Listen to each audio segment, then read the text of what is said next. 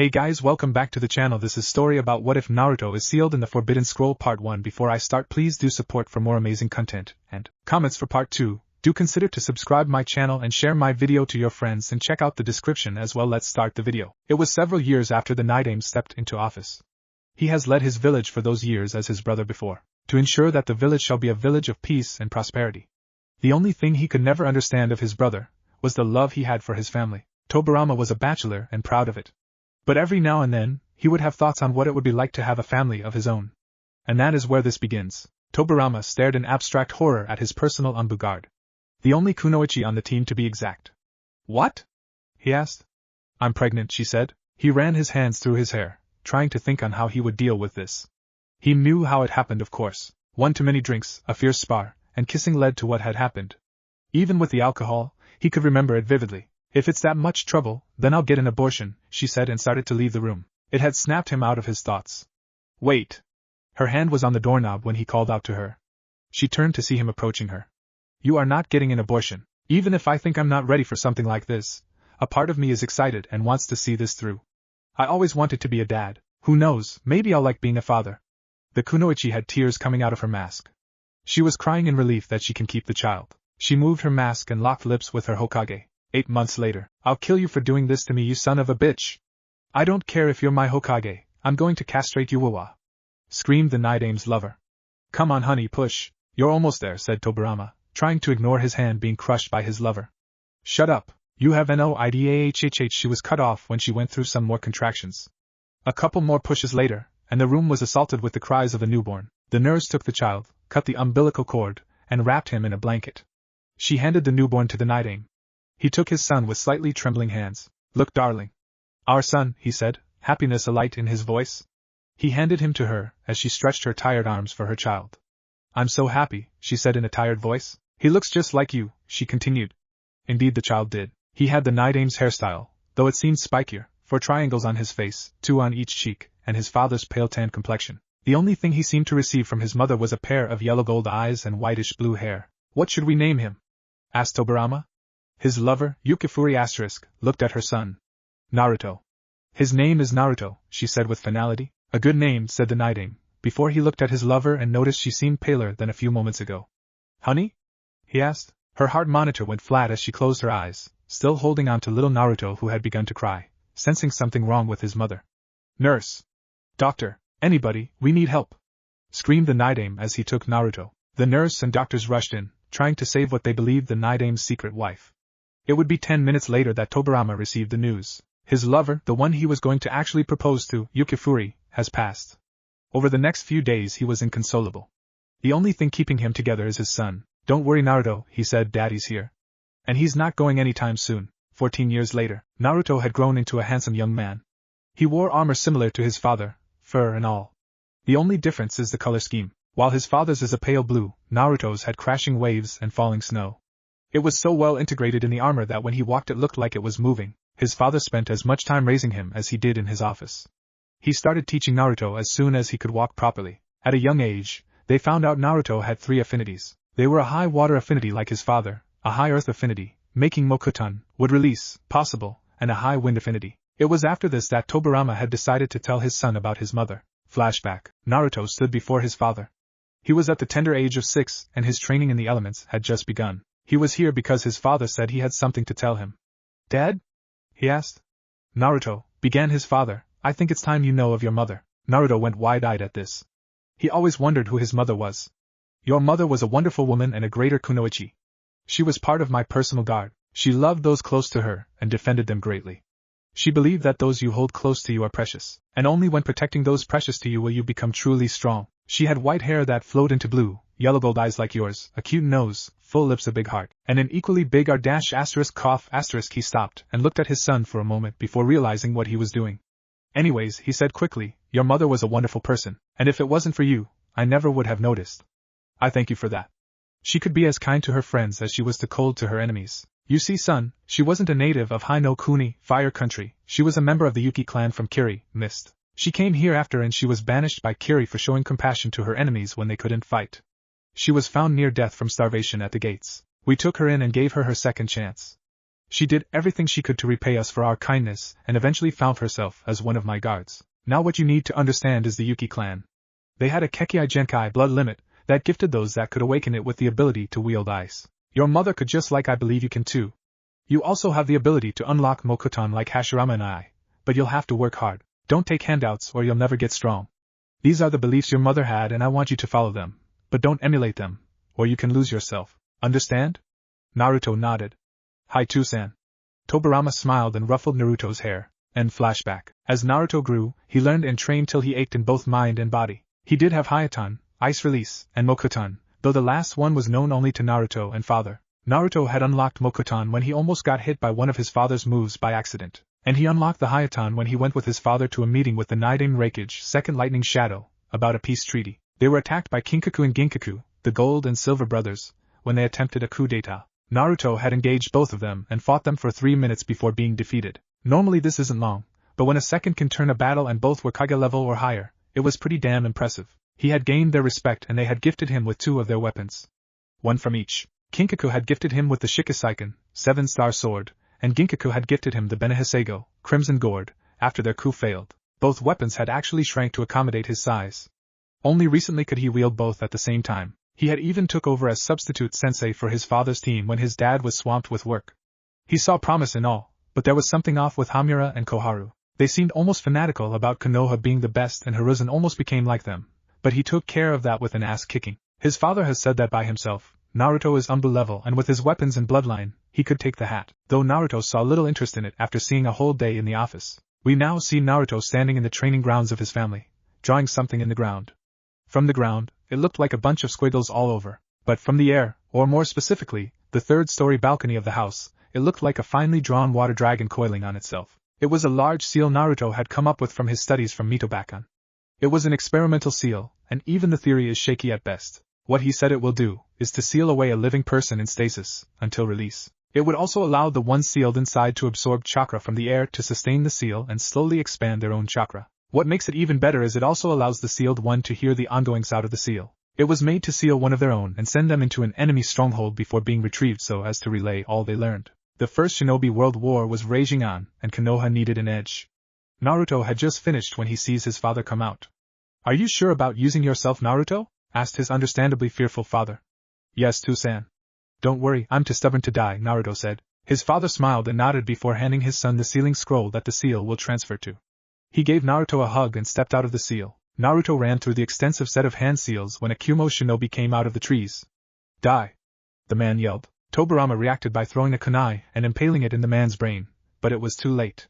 The seal was activated and the man had scuffed up a couple lines. The seal glowed, Naruto locked eyes with Tobirama, and everything went white. A while later, Tobirama woke up in the hospital room reserved for the Hokage and his family. What happened? He asked no one. The door opened and in came Mito Uzumaki. She had a downcast expression. It didn't bode well, whatever it was she was to tell him. This he knew. He only saw this face twice. The first time when Madara defected and the second when Hashirama died. What is it? He asked. Tobi-kun, you should rest more. Algie, no. I know that face. Tell me what's wrong. I need to know, he said firmly. She looked down and started to cry. Naruto's gone, she said. The world seemed to stop. What? He breathed out.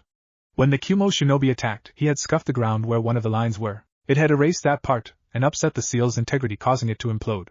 I'm sorry, truly I am, she said. Tobirama looked down, tears streaming down his face. Was there anything left? He asked. She hesitated before nodding. She came up to him, and handed him a sealing scroll and a bandana with the leaf symbol embroidered in it. Naruto never liked the headbands, so he had a specially designed bandana that he would wear on his head or to cover his mouth and nose. Tobirama thanked her as she left. After that day, he threw himself into his work to escape the pain. But he always did have a nagging suspicion, more like a feeling, that Naruto was still alive, though he just thought it wishful thinking. He never knew that Naruto was alive and well, sealed inside the scroll. It was a mix of bad/good luck that had it work. He achieved what he wanted it to in a different way. Instead of being in a pocket dimension connected to the scroll, he was sealed into a plain white area. Problem was that no one could look at the scroll without coming to tears, and since no one was willing to destroy it, it and his bandana were sealed together in the forbidden scroll of seals. All the while Naruto trained inside what he has started to call limbo, never aging, never fully knowing what has happened, nor how long time shall pass. 60 years later, a young girl with blonde hair and twin pigtails and wearing a neon orange jumpsuit around the age of 12 was jumping through the trees with the forbidden scroll on her back. This was Natsumi Uzumaki, and she had just stolen the forbidden scroll so as to pass her makeup exam. All she had to do was to steal it, learn one of its jutsu, show it to her sensei Mizuki, and she'll pass. Easy as pie. Security was lax. The Hokage had gone off for one reason or another, and being ignored by the secretary and Umbu in the tower made this even easier. She landed in the designated area and unrolled the scroll. Shadow clones? Damn it all. Of course it would be my worst subject, so I guess I'll just get this over with, she said to herself. 2 hours later, Natsumi was lying on the ground panting with a smile on her face. She had succeeded in completing the Kage Bunshin. She took a breath and decided to peruse through the scroll to see if she can find anything else. She skimmed through it till she almost reached the bottom. Dang. Nothing else? She wondered to herself. That was when she reached the bottom. There was a picture of what looked like a water dragon coiling on itself. There was a warning that she ignored that told all that this was a seal containing items of a very respected individual, and should be left alone. She had read up to the part of the respected person, then stopped. She touched the seal to get it to open, but nothing happened. She frowned and tried again. When nothing happened, she thought back to the only time sealing was discussed. What did Iruka-sensei say again? She thought. To activate some seals, one needs to channel chakra into it, came Iruka's voice. Nodding to herself, she touched the seal again and channeled chakra. There was a poof, some smoke, and the sound of an item landing on the floor. She coughed and waved her hand to disperse the smoke. When it had cleared, she found another scroll with a blue bandana wrapped around it. She picked it up and unwrapped the bandana and unrolled the scroll. There was a seal on this scroll as well. She shrugged and added more chakra to see what this scroll contained. There was another poof, more smoke. She feared for a second of secondhand smoke, and a thud. She waited for the smoke to clear, and when it did, she had an atomic blush. There lying on the ground was Naruto Yuki Senju, though she didn't know that. He was unconscious. She made sure that he was asleep and not dead, just in case. She had started to weave her fingers through his hair, enjoying how soft his hair is. She was taken out of her thoughts when Iruka came into the clearing. Natsumi. What do you think you are doing? He yelled. Kaya! She screamed in fright. Oh, it's just you, Iruka-sensei. You nearly gave me a heart attack. Besides, I'm here for the makeup exam. Iruka was startled at what she said. Makeup exam? He wondered aloud. Well, she seems to have been training, he thought. Indeed she did, what with her slightly messed up hair, scrapes, and dirt smudges. Natsumi-chan, what are you talking about? There's no makeup exam. Of course there is. Mizuki-sensei told me all about it. Now you want to see my new jutsu? She said. Mizuki? He asked, before the sound of wind being cut sounded. Iruka knew this sound well. He threw himself in front of Natsumi, as several shuriken embedded themselves into his back. Gah! He stumbled from the unexpected pain. He turned to see Mizuki standing there, twirling a Fuma shuriken. I didn't expect to see you here, Iruka. It's too bad. If you had just minded your own business, then you wouldn't have to die. Mizuki! Why are you doing this? Iruka shouted in confusion. Mizuki laughed. Isn't it obvious? To kill the Kyuubi bitch and gain power. Is there any other reason? Iruka couldn't believe it. His best friend betrayed their village and their friendship. Worst, he took advantage of a young individual's need for acknowledgement by using them to get what he wanted and leaving them with the blame. Now do me a favor and die, shouted the traitor at the end. Iruka closed his eyes, waiting for the end. When nothing happened after a few seconds, he opened his eyes to see an armored person holding the shuriken through the hole and yawning. Everyone was stunned. Natsumi because she was sure he was out of it, Iruka and Mizuki because they didn't notice him. The newest person to this fiasco snapped his jaw shut and rubbed the sleep out of his eyes. He took quick stock of the situation and came to his own conclusion. Let me guess, he started. Someone got power hungry, used someone else, and it now has come to the climactic clash. When no one moved for the first few seconds, he asked, Am I in the ballpark? Mizuki snapped out of it first and sneered. Why are you helping her? He asked, pointing at Natsumi. Naruto just looked at him oddly. Is there a reason I shouldn't? He asked. Mizuki laughed at this turn of events. So you don't know? Well then, I guess I'll do my job and teach you. Iruka caught on fast. Mizuki don't. He was ignored. 12 years ago the great Kyuubi no Kitsune, nine-tailed fox, attacked Konoha. We threw everything at it, but nothing worked. That is when the Yondaime appeared on the battlefield and fought the demon. But despite what the kids are told, the Yondaime couldn't kill the fox. No one could, so he sealed it away into a newborn baby girl. The only baby born that night. Here he points at Natsumi. You are the Kyuubi no Kitsune, sealed away by our beloved Yondaime.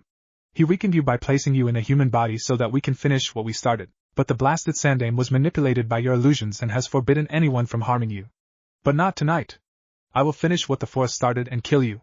Die. At the end he threw his last Fuma shuriken at Natsumi, who stood stock still at what was revealed. Iruka was about to take the blow for her, when Naruto intercepted it again. That'll be enough of that. Apparently you should have studied seals if you actually believed what you just said, but I can see that you won't be dissuaded from your beliefs, so I shall end this farce, he said firmly. Before Mizuki could taunt him on how he could finish this, Naruto disappeared and reappeared behind him with the Fuma shuriken folded and rammed through his sternum. His body fell and Naruto jumped down. Now, he began, I believe that introductions are needed. I guess introductions are in order, said Naruto. Natsumi and Iruka were still in shock at what had happened. Hello? Asked Naruto. It's like they've never seen something like this. What the hell has happened while I was gone? He thought. He didn't have much time to ponder when an Umbu, obviously female, with a Nico, cat mask appeared. All eyes turned to her. She observed the one she was sent to retrieve and noted that Mizuki was dead, a Fuma shuriken impaling him. She turned back to Iruka, seeing as he is the highest ranked person that she knew on the field. Iruka Yumino, what has happened? She asked. Iruka relayed what he had seen and heard after he had arrived. Miko nodded and ordered 2 of her subordinates to come out of the trees. Tora, Tiger, take Yumino-san to the hospital to get his injuries treated. Hibi, Snake, take the Forbidden Scroll and head to the tower. I shall take these 2 to the Hokage for his judgment. The 2 nodded and carried out their tasks. She placed her hands on the 2 kids and Sunshine to the Hokage tower. They arrived to see Hibi hand the scroll over to the Hokage, who nodded in thanks. He turned to see the newcomers. Nico had no expression thanks to the mask. Natsumi was nervous and angry, but it was the newcomer who drew his attention the most. He had a horrified expression on his face. Can I help you, young man? He asked. Hiruchan, why are you so old? Asked the young man. Nico choked on her laugh. Natsumi had burst out laughing, and Hiruzen was ticked at what he was called. But before he could refute, he paused to think. Hiruchan? Only Tobirama-sensei called me that. Him, and his S-. No, it couldn't be possible. Naruto-sensei? The proclaimed Naruto smiled. Well, it's good to see your age hasn't affected your mind, Hiruchan. Now he was cut off when Natsumi burst out. Wait a minute. Old man, how do you know a Naruto? She questioned at the end, to receive a nod. Hiruzen sighed and lit his pipe. A long time ago, when I was just starting out as a genin, my sensei was the Nidame Hokage, Tobirama Senju. What no one knows, more like don't remember, is that he has a son, Naruto-kun here. He even served as my team's sensei when Tobirama sensei was too busy with his duties as Hokage. He was powerful. There is no other word for it. By the time he was 10, he could take on most of our Umbu. When he was 11, he had faced and held off for 3 minutes, the Gold and Silver brothers, earning their respect. By the time he was 12, he had mastered water release and was an expert with ice release. When he was 14, he was a force to be reckoned with. He had beat me down every time he believed I had become too big for my britches. I believe I still have the scars to prove it. He had disappeared, believed to be dead, when he had tried an experimental seal that was messed up by a surprise attack by a Kumo shinobi. No one knows the specifics, but after that Tobirama-sensei had shrunken into himself, before getting his luster back a year and a half later saying that you were still alive. I'm going to be honest, how did you survive? In fact, how are you the same age? Naruto had smiled through the explanation, snickered about his teaching methods, became downcast about his father, then settled on a slight grin. He then took the time to explain what had happened, but left out that he heard everything that was in hearing distance of the scroll and the fact that he has continued to train, to where he is now probably equivalent to the actual Sanbai in chakra capacities. Hiruzen sat back and thought. You know, said Naruto, what needs to happen, correct? Hiruzen sent him a questioning glance. Remember, even for all my power and skills, I was still a genin. And now this one, he points at Natsumi, has just made genin, so I suggest you put us on the same team. Understand? Hiruzen was going to refute him, but caught the look in Naruto's eyes. It was the look he has only seen when he was going to get a beating. Give me one good reason why Natsumi should become a genin. Naruto immediately says, from what you have told me, the one that I killed, Mizuki, was one of her teachers. And he used her as a pawn in his scheme to get the scroll. It appeared to me that he first needed Natsumi-chan here to fail first so that she would be willing to do almost anything to become genin. I wouldn't put it past him to have tampered with her tests so she would fail. Tell me what the graduation test is and I'll point out where he could have struck. He listened intently as the graduation exam was explained, never changing his stoic facial expression. The first words out of his mouth was, what the fuck? How the hell does knowing what Hashiramaji's Mokutan do affect someone being a ninja? And how the hell is your entire graduation come down to 3 jutsu? You're training barely trained tour guides is what it sounds like. You're taking kids, do the minimal amount of training then throwing them out into the world without a word of warning. Who the hell is in charge of the curriculum? The council is, said the third. Naruto gives him a scandalized look. Why? Why are civilians dealing with shinobi affairs? Why are they in charge of a ninja school? What were you thinking? Hiruzen looked down at what he said because he knew it was true. After the Kyuubi attack, the council took advantage of the small moment between the fourth's death and my reinstatement to pass laws to give them more power. By the time I came back into office, it was too late. Naruto gives him a good long look, then says to repeal them. Don't give me that look. You should know that the council cannot pass any law without the Hokage's approval. Your word is law. They are only there to advise you, not rule over or beside you. It's apparent you have grown soft over the years. Hiruzen just looked at him for a second before slamming his head on his desk. Umbu, he called, head still firmly planted in his desk. Call a council meeting. Tell them they have 10 minutes or they are off the council immediately. The Umbu saluted and left to get their charges. 10 minutes later, council meeting room. The room was alive with the various chatter from the councilors. They were all wearing various sleepwear because of how late it was and how quickly they were summoned. The Hokage came through with his pipe alight and a fire in his eyes. He ignored everyone till he sat in his chair. Once settled, he set his pipe down and silenced everyone with a burst of chakra. When he was certain everyone was settled, he opened the floor. Excuse me, Hiruzen, said Hamura before being silenced by a blast of Ki. That's Hokage-sama to you, understand? Hamura nodded before rectifying his mistake. Excuse me, Hokage-sama, but why are we here? The third leaned back in his chair with a smile that just promised pain. I'm glad you asked. It has come to my attention that some people have abused their powers. And so, I have come to rectify that mistake. All laws passed between the time of the Kyuubi's attack and my reinstatement are henceforth null and void. Everything that deals with shinobi are to have no influence from the civilians. The civilians shall no longer have the ability to pass laws without my approval. And finally, my advisors are to be as stated, advisors. They will no longer have the ability to vote on matters. This caused a huge uproar. There were various shouts and obscenities thrown across the room. Hiruzen watched as the room devolved into near pandemonium. Finally getting annoyed, he blasted his Ki again, silencing everyone. Hokage-sama, you cannot do that. Who has told you such lies? Shouted Koharu. Satobi chuckled. Of course I can. The only person whose power is greater than my own is the daimyo, and as for who reminded me of that fact, well, I'd rather think he would like to introduce himself. The doors swung open and in stepped Naruto with Natsumi hugging his arm. She was always fearful of the council because of their constant attempts to kill her or have her imprisoned. Who do you think you are? You should know your place. And why is that bitch on your arm? Shouted a pink-haired woman from the civilian council. Naruto stared at all impassively, before speaking. I do not believe that you have the floor, Ayame-san, bitch. Some had to bite her fist to keep from laughing as all other clan heads either chuckled or tried their best to not do so. The pink-haired woman went red in the face. She was about to screech at him, but was stopped when the third released more of his Ki. It is my pleasure to introduce Naruto Senju. That lone sentence caused everyone to shut up. An actual Senju was here. And best yet, he was young and impressionable. This was their chance to get higher in life, to climb the social ladder. All they had to do was convince him to marry one of their daughters. This was the thought shared by all, even the clan heads. They may all be friends, but they still desired to make their clans even greater. If what you say is true, said a one-armed, one-eyed man, wrapped like a mummy, then I propose that he be placed in the Ciari Clan Restoration Act. Let's put it to a vote. All four? He raised his hand as did almost everyone else. The only one who didn't was the third. Motion passed. Now on to who he will be paired. Why the man was cut off when the third, once again, flared his chakra. Do I have to keep doing this? Huh, because let me tell you, it's not easy when I keep getting ignored every 5 seconds. Are you done? No? Well, too bad. If I remember correctly, I was left in charge of all Senju-related affairs after Tsunade left. So the decision isn't up to any of you, and my decision is to let Naruto here decide. Everyone stared at him for his outburst. Everyone shocked that he would deny such a thing. Doesn't he realize that they need more Senju? Konoha as a whole has lost most of its power with the loss of the Senju, and recently, the Uchiha. There were only 2 Uchiha left, Mikoto and the younger sibling after Itachi was done. Mikoto wasn't here because everyone is too scared to wake her. The last bastard to wake her was turned into a woman. Clapping was heard and all turned their attention to Naruto. Well said. And as for my choice, I will decide later. I'm too young to be making such a decision as of right now. Maybe later on, I'll accept. As for right now, my answer is no. Senju-sama, started the pink-haired one, you must understand. There needs to be more Senju around. With the loss of the Uchiha in recent years and there only being one other, infertile, Senju makes you the prime candidate to bring us back to our glory. Besides, you shouldn't be hanging out with that thing. It's unbecoming of you. Surely you know of what she holds? Natsumi was downtrodden at the thought of losing her newest friend.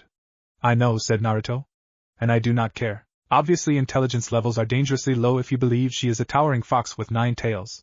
Do any of you see a single tail? How about her being bigger than the monument? Is she in any way releasing copious amounts of Yukai? No? Then shut up. I am seriously disappointed in how things are. Hashirama-sama and Tobirama-sama would be ashamed at how far this village has fallen. The only thing that could make this worse is if you had physically harmed her. Natsume's face was alight with happiness, while the various clan heads were now downtrodden at what he said. They may have not have actively ignored her, but they didn't help her either. The civilians were angry at what he said, but tried to keep themselves from doing anything rash, or risk their chances of getting him with their respective daughters. The elders were stoic, but were inwardly sweating. They had just realized who it was that was standing before them. So has the crippled mummy man Danzo. He was cursing because he knew that all plans and plots to get the now Senju heir would be foolhardy, and if he has taken an interest in the Kyuubi's Jinchuriki, the she would be out of reach. However, he thought, it may not necessarily be a bad thing. If he somehow unlocks the Mokuton and befriends her, then I will not have to worry about her turning on us. True, she'll be out of my grasp, but this would be better for the good of Konoha. That, and I am not anxious for another beating like he gave me all those years ago. Alright, said Danzo, you will not be forced to partake in the CRA, and far be it from me to deny you from hanging out with who you choose. Everyone was startled, the clan heads and Hokage, because they thought he would fight tooth and nail to get the Senju heir. The civilians and the elders, because he gave up so easily. Naruto just nodded. Very well, said the third, still eyeing his rival. Naruto and Natsumi have become genin. Naruto, because he helped oust the traitor, and Natsumi because I have found proof that her tests and grades were tampered with. Be at the academy in a week for team placements. Naruto gave a nod and Natsumi beamed, then the two left. After the council was let out, the elders turned to the third. Hiruzen, said Koharu, is that who we think he is? He nodded. How is he here? He stood up and turned to the window. His seal worked. It had worked perfectly, but no one could look at the scroll that contained him without falling in sadness. We actually have Natsumi-chan to thank for his release. If it wasn't for her and her innate curiosity, I doubt he would have ever been released. I'm going to put them on the same team. Natsumi seems especially attached to him since he doesn't care about her being a Jinchuriki. That's another thing, said Hamura. Why have him as a genin when we all know how powerful he is? Sarutobi chuckled, knowing it's the truth. He requested it. It seems that he has become protective of Natsumi-chan, though he doesn't show it. Konoha best shape up soon, otherwise they'll all receive a massive ass-kicking from him. The three groaned, knowing it's true. Whenever someone was acting like they shouldn't, or more importantly piss him off with it, he would beat them down. I wonder how he'll react to young Uzumaki's living conditions, said a thoughtful Danzo. The three became pale and said at the same time, oh shit. With Naruto and Natsumi after they left, Naruto was being led by the arm by an extremely happy Natsumi. He let her drag him through the streets as he took in how Konoha has changed. He was pleasantly surprised that barely anything has changed since his sealing. He was kind of ticked how the streets had trash everyone, then noticed that it seemed to increase as he was being led along further. Natsumi-chan, where are we going? He asked. She turned to him and flashed him a smile, though he could tell it was slightly forced. You're staying with me since you don't have a home, silly, she responded. She then turned her attention back to where she was going, thus missing his frown. Another 5 minutes landed the two outside a ratty apartment building. Naruto was frowning heavily now, but Natsumi didn't notice. She led him up the stairs, which almost gave out on 4 separate times, and took him into her apartment. He looked around, taking in the trash everywhere, the mold spots, and the furniture that should be in a garbage pile than a home. He noticed how she went around with practiced ease, his face now in an almost permanent frown. Well, she started, it's not much, but it's home. He took one more look at the apartment. He shook his head, his mind now most certainly made up. You're not staying here, Natsumi-chan. Huh? Why not? She asked. He gave a derisive snort. Look at this place. The stairs nearly gave out on multiple times, there's trash everywhere, mold on the floor and walls, and the furniture is rubbish at best. This place is falling apart at the seams. No, you are most definitely not staying here. She frowned as he pointed out all the flaws in the place. But where else will I stay? Not many people are willing to stay at their place, and even if they are, they'll charge so much money for one night that it would be like a month in a hotel. Naruto almost growled at what the people have done. Natsumi-chan, I know what I will ask probably will be difficult for you to answer, but I need to know, what has happened to you? Natsumi suddenly became depressed. You really want to know? He nodded. She sighed and told him. She told him. She told him how she was kicked out of the orphanage at 4, how she starved for days at a time, how no one would help her as if she didn't exist, and how she would get an occasional beating. Occasional meaning once every 2 weeks. They were put into prison, but were bailed out by the council not even 5 days later. He growled at how low the village has fallen. He was happy that was the extent of it. He would have had to drown Konoha as a whole in a maelstrom of tsunamis, glaciers, and forests. He gave a deep sigh. You'll stay with me. I'm a Senju, remember? I have access to all my clan's grounds, houses, stores, and any other thing that has been bought by my clan or is funded by it. Gather anything that is salvageable and meet me outside in 5 minutes. She gave a nod as he left. True to his word, they met outside in 5 minutes and he shined to his clan compound. He cut his hand without flinching and placed it on the gates. After a minute they swung open, granting them access. He took Natsumi's hand, not noticing as a blush spread across her face. He opened the main building's front doors and took her inside.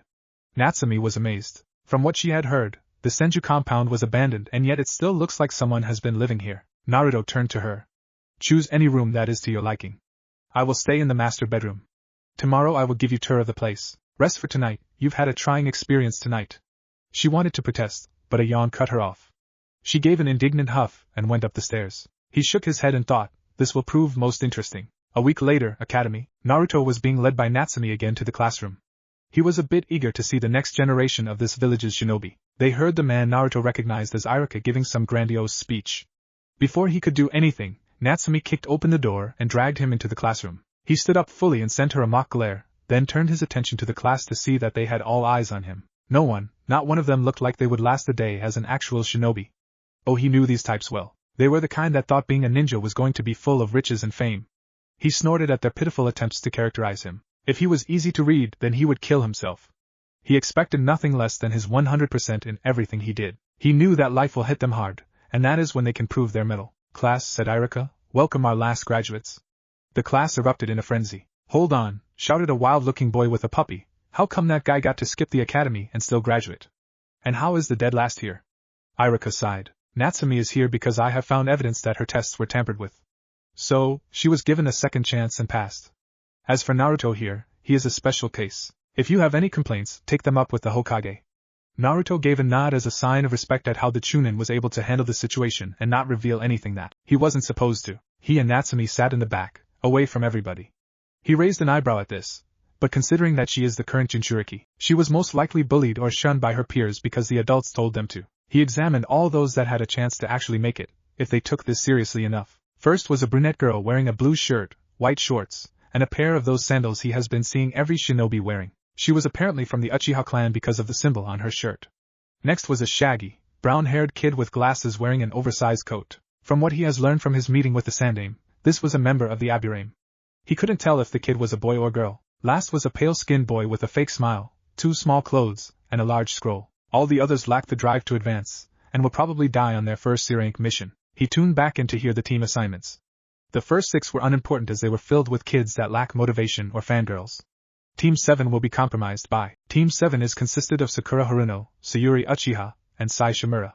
Your team sensei is Kazumi Hataki, female Kakashi. Everyone, said Iruka. Sakura screeched at being on the same team as her idol, Sayuri groaned and slammed her head on the desk, and Sai just smiled his weird smile that gave most people the hibbity-bajibbies. Naruto cocked an eyebrow and thought, Danzo reproduced? Never thought I'd live to see the day. Team 8 will be Kiba Inuzuka, Hataru Aburame, and Hinata Hyuga. Your sensei will be Kurenai Yuhi. Kiba gave a howl of approval on being the only boy on an all-female team. Hataru's eyebrow twitched knowing she is on a team with a pervert. And Hinata looked down at not being on the same team as her crush. Naruto just looked at her, eyebrows still raised. So, the Hyuga stalker isn't on Natsumi's team. Good. Now I won't have to worry about her trying anything. Team 9 is still in circulation. So Team 10 will be Ino Yamanaka, Shika Nara, female Shikamaru, and Chuji Akamichi. Your sensei will be Asuma Sarutobi. Ino banged her head on the desk for being stuck on a team with, in her own words, lazy ass Shika and FAI mean big bone Chuji. Shika snored and Chuji was happy being on the same team as his best friend. Naruto palmed his face. From what I have learned this past week, that would be the new generation of the Ino Shikacho trio.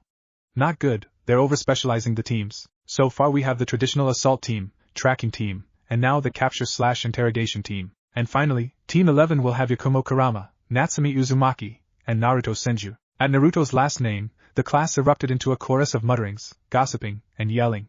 Kiba stood up quickly. How the hell is he a Senju? I thought they were all dead. There were various agreements from the class, mostly the boys because even though Natsumi is the dead last, she is considered one of the prettiest girls in the class, and they were jealous at how much attention she was paying Naruto. And it was true, the entire time since their arrival, Natsumi has not taken her eyes off Naruto. Iruka tried to quell his rambunctious class before doing his signature jutsu. Akuma no Atama Jutsu, Demon Head Technique. Shut up you brats. Now as I was saying, Team 11 sensei is Yugao Yuzuki. Now, if you have any complaints, take it up with the Hokage. Good luck in your careers as shinobi.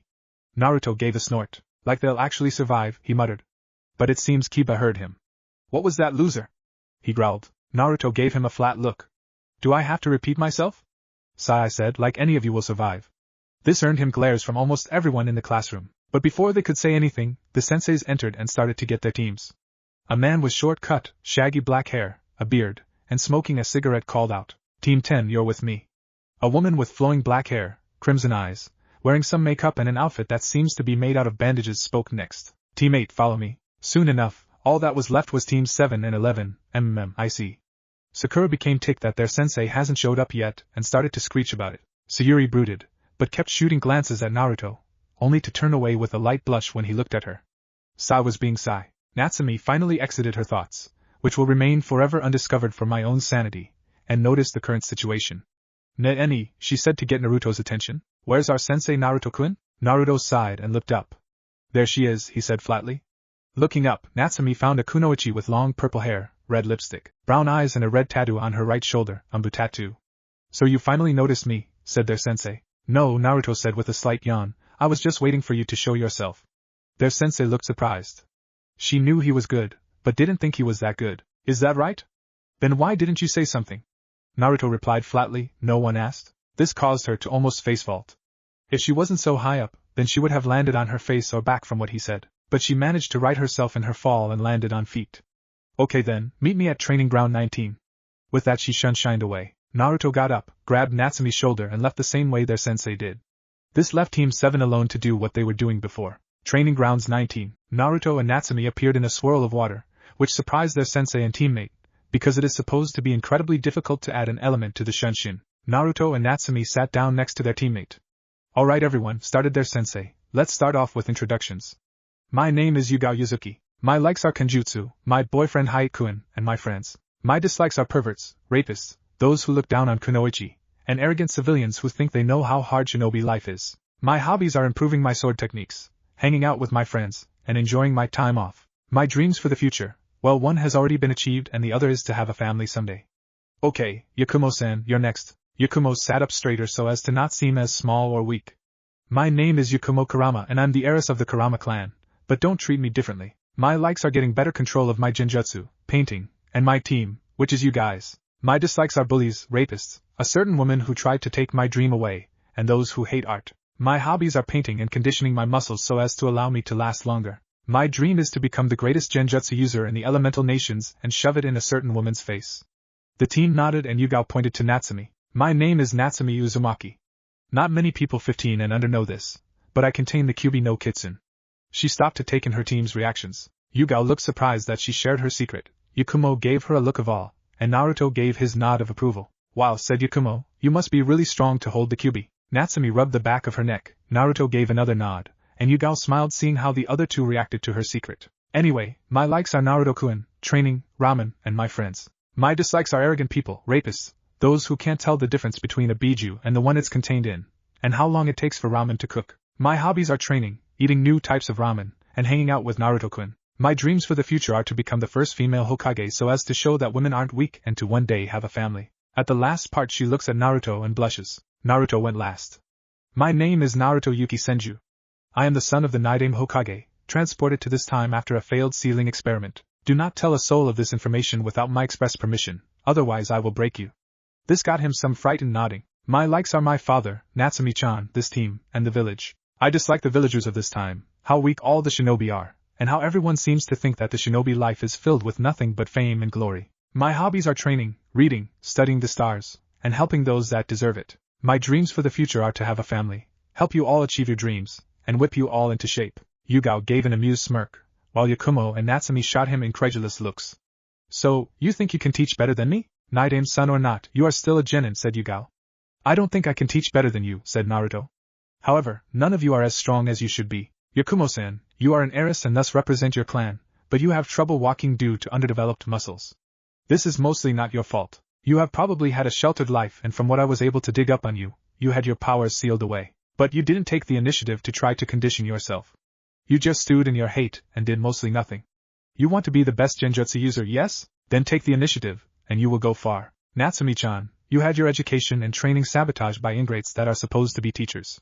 You have constantly sought out attention and thus resorted to pranks. This ruined your education even further and set you back. However, this helped train your abilities with stealth, infiltration, and trap making. All you need is a little refinement. And last is Sensei here. Now I can't say much, because I don't know her well enough, but she is weaker than what she should be, due to being in peace for so long. From the look in her eyes, she has seen and experienced a hard life, but has pushed through it. What she lacks most is drive. She needs a goal. Tell me if you have a title here that you are renowned for. The other three were shell-shocked at what he said. He pointed out all their flaws and what has led to them. He has also pointed out what they can do to become better. Yugao snapped out of it to answer him. I am known as Konoha's Kenjutsu mistress for my skills with my blade. He gave a nod at that. Then aim higher. Aim to become on par with the Kiri no Shinobigatana Shishinen Shu, 7 ninja swordsmen of the mist. They are renowned as the best. You want to be the best, then you have to beat the best, understand? Good. You couldn't tell, but he had just ignited the fire in each of them. They took his advice and promised themselves to get better and stronger. Yugao then coughed into her hand. Okay, normally I would have you do a survival exercise of some sort to test if you are ready to become genin. However, because of Natsumi-san's and Naruto-sana revealing their secrets, I believe that you all are ready. She was cut off when Yakumo raised her hand. Yes? She asked. Yakumo seemed to struggle with herself for a bit, before relenting. There's something you should know. When my powers were sealed away, they manifested using my negative emotions to become Ito.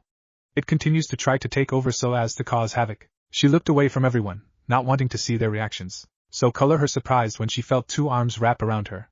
She turned to see Natsumi hugging her. Why? She asked in a whisper. Because started Natsumi, I understand. Being hated for something that is not you. It hurts. But we are here for you. We'll help you. Trust us. Yakumo looked at her sensei, who gave a reassuring smile, and Naruto, who nodded to her. She smiled and returned Natsumi's hug. Alright everyone, said Yugao. Meet me here tomorrow for training at 7:30 a.m. Don't be late. See ya. She left with a shunshin. The three blinked for a minute to register what just happened. Hey, said Natsumi, you guys want to go get something to eat? Yakumo nodded and Naruto acquiesced. Natsumi smiled, grabbed both of them, and proceeded to drag them to her favorite restaurant. Hey Tsuchijiji, I'm back, shouted an enthusiastic Natsumi. Looked up and smiled at the young girl. Oh, hey Natsumi-chan. Who are these two? Friends of yours? She asked. Yeah, well sort of. They're my teammates, but I'd like to think of them as friends. A hand was placed on her shoulder. Don't worry Natsumi-chan, we are your friends, said Naruto. Enough with the drama already, said Tucci as he came from the back. Did you come here to eat? Or did you plan on trying out for soap drama? He was bonked on the head by his daughter. Only you and people your age watch those things too, San. Naruto sat down by Natsumi and Yakumo sat beside her as well. Alright Gigi, I'll have 10 bowls of ramen, said Natsumi. I'll have 2. 1 chicken and 1 beef, said Yakumo. I'll have a large chicken and beef, with some pork, said Naruto. It didn't take long for their orders to arrive, and when it finally did, Natsumi tore into hers like a starved man. Yakumo ate slower but still faster than normal. Naruto ate normally, taking his time to enjoy his meal. While all this was going on, Ayam was examining the two that arrived with their favorite customer. Yakumo seemed shy, but was a fun person. But the mystery was their male teammate. She has never seen him before, and she has seen everybody in this village, including Yakumo, so she was being cautious in case he tried anything. But the more she kept her eyes on him, the more she took in his features and how handsome he was. She didn't realize that she spent 20 minutes just checking out the mystery boy. She was snapped out of it when Naruto looked at her and asked, "Can I help you?" She sputtered a bit, tried to come up with something, then ran into the back. Naruto raised an eyebrow and Natsumi was wondering what had happened to her Nei-chan. The rest of the time was spent in a comfortable silence, with the occasional light chatter until they decided it was time to go home. With Yugao after she left, Yugao appeared in the Hokage's office immediately after leaving her new team. The third looked up. Yugao-chan, why are you here? The tests for the teams are not till tomorrow. She looked at him for a moment, making him unconsciously fidget. Why didn't you tell me Naruto-san is the son of the Night Aim? The third stuttered a bit. He wasn't expecting that. Her being pregnant, or not wishing to be a sensei, sure. He could expect that. Even here telling him she is actually a lesbian and wanted him to break it to hate, he could believe.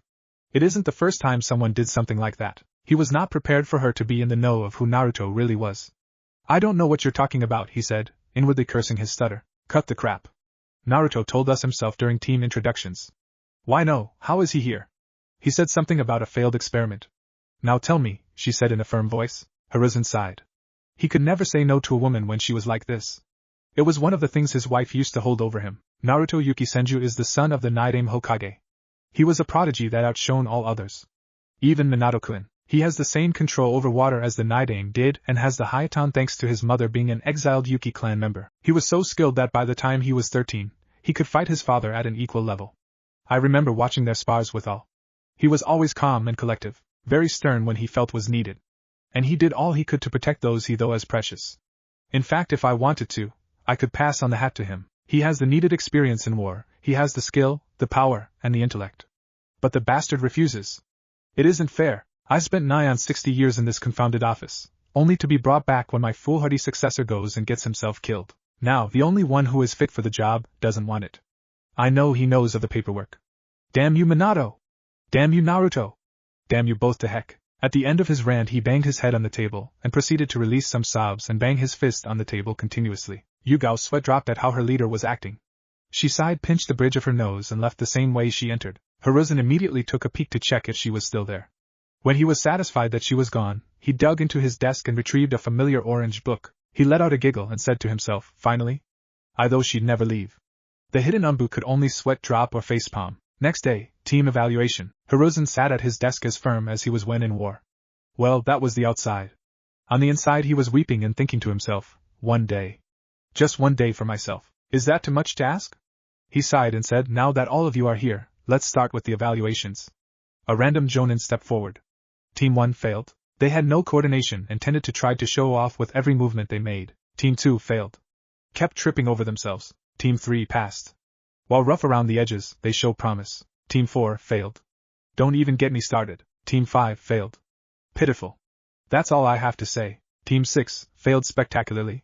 They kept worrying about everything that may or may not happen, then pissed themselves when I had one of my snakes chase them onto the field, said an irate Anko. Everyone else didn't know who to feel bad for. The kids or Anko. Team 7 passed, said Kazumi. This shocked everyone. While as of now, they tend to fight over who is leader, with some training and discipline, they would make a powerful force. Team 8 passed. With a little time, I am confident that I can at least tone down Kiba's perverseness. Hinata needs a boost in her confidence and self-esteem, and Hataru needs to socialize more. By being on this team, Hinata will get that boost she needs from her teammates, Hataru will socialize more, and with 3 women keeping an eye on him, Kiba's perverseness will drop. YOSH. You already know of my team Hokage-sama. Team 10 passed. While Ino is self-centered, Shika is lazy, and Chuji can't put down his chips for 5 minutes, they show a lot of promise as the next Ino Shikacho. Team 11 passed. They hadn't even known each other for 10 minutes and yet, told their teammates of their darkest secrets. This, instead of tearing them apart, has brought them closer together and given each other acceptance. Most were surprised that the dem they mean Natsumi shared being a Jinchuriki. Sarutobi nodded his head, expecting nothing less from his sensei's son. Alright, he said. All those that failed their teams may go on as before. For the rest, I expect all of you to train your teams. That means you, Kazumi-chan. Naruto-sanai mean Naruto-kun has pointed out to me that we have gotten soft in our time of peace. This cannot stand. If we are to keep our clients, then we must show that we are indeed the strongest. Dismissed. Team 11 stood in the mission hall, waiting for their next mission. They were all annoyed with their missions in the past 2 months since their formation. It was just glorified chores. That's it. But none were more ticked about it than Naruto. He knew that their shinobi have dropped in potential and he couldn't figure out why. Now he knew. When a ninja needs extra pocket change, they take D-rank missions. Naruto used to breeze through C and B ranks for kicks. He had promised himself that he would stop his team from doing any more D ranks. Okay, we have walking the Inuzuka hounds, shopping for an old woman or Tora, or there is catching the daimyo's wife's cat Tora. No. It was a whisper, nothing more, but it echoed around the room. No more of these glorified chores. Everyone in the mission hall turned to Naruto. Excuse me? Asked Irika. Naruto gazed around with an apathetic stare that unnerved them all. Listen, Hiruzen. Everyone gasped that he dared call the Sandaime by his name in such a way. You say that you want the new generation to grow. And yet, you won't allow us to take higher-ranked missions. You surely know my track record. I completed C and B ranks for shits and giggles. Why? Because I could.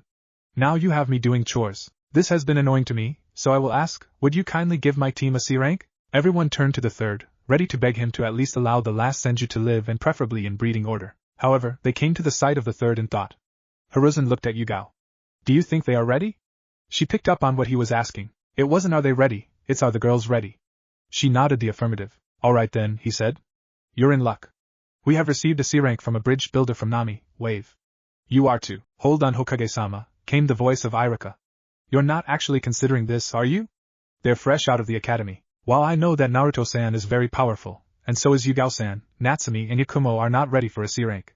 I was their teacher not even 2 months ago. They couldn't have possibly gotten that strong so fast. Natsumi was put off by what Irika said, while Yakumo looked down at one of the few to not fear her Ito say she isn't ready. It was a serious blow to her confidence, and Natsumi's pride. But before she could get in an argument with Irika, the door opened, and in walked Team 7. Team 7 reporting for duty Hokage-sama, said Kazumi. She looked up from her book, aka porn, to see everyone looking her way. Did I miss something? The third snapped out of it. How about this? If you do not believe that they are ready for a C rank by themselves, how about a joint mission? It could give them experience and boost relationships between the teams. Irika was about to argue before thinking, then nodding reluctantly with a sigh. Everyone applauded the third on living up to his title as the professor. What no one knew or saw was Naruto holding up cue cards with what he just said. He mentally made a note to give him a bonus. Send in the bridge builder. An old man with dark gray hair, a straw hat, and reeking of sake stumbled in. Is this my protection? He groused out. I paid for ninja, not 6 brats. There was a small, minute amount of Ki that spread across the room.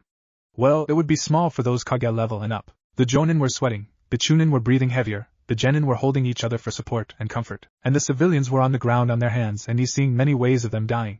Naruto, stop, said the Sandaime. The oppressive feeling in the air evaporated like it was never there. Right, said the now sober bridge builder. My name is Tazuna. You are to, protect me till I, complete my bridge. You understood? The two teams nodded. Tazuna left, grumbling about needing new shorts. Kazumi turned to her team. Well, this is a pleasant surprise. Looks like we got that C rank you all wanted. Head on home and pack for a month-long trip. Her team nodded and left through the door as she left by Shunshin, body flicker. Yugao turned to her team. Prepare for a moth. Pack light. We don't want to drag ourselves down. I expect to see you 3 at the gates in 1 hour. Her team didn't need any other instructions. Naruto created 2 clones. 1 for each girl. They grabbed their respective girl and Suten Shunshined, water body flicker, away. Yugao left next in her own swirl of leaves. Everyone looked at Naruto expecting him to leave the same. He raised his hands as there was a large puff of smoke from his feet and some lights and he was gone. Show off, said the third. 1 hour later, front gate. The group was waiting on the arrival of Sakura, Kazumi, and their client. Yugao could understand Kazumi because she did it all the time, but she wondered what was the cause of Sakura's and their client's tardiness. Finally, Sakura arrived, only she was lugging a suitcase behind her.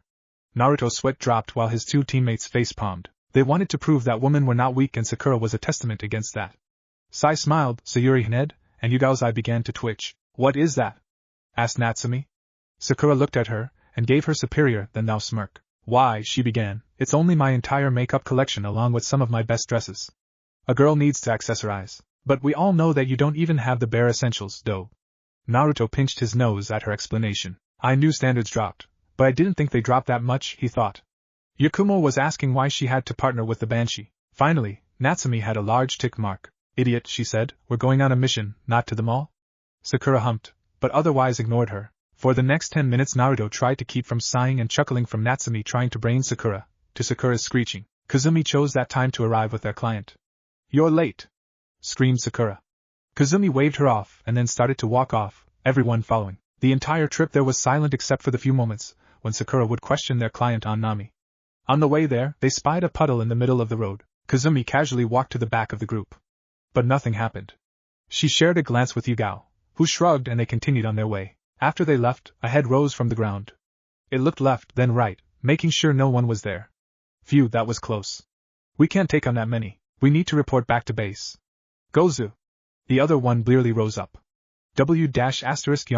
What? I was sleeping, Meizu. Meizu's eye was twitching from his brother's antics. Come on, we need to get back to base. His brother nodded, stumbled a bit, then hopped into the trees after his brother.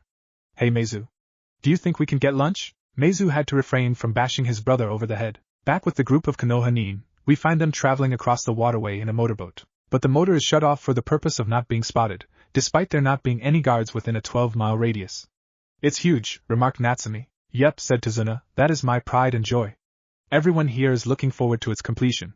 It will open a new route of trade at half the cost. It will give back to those affected by Gato.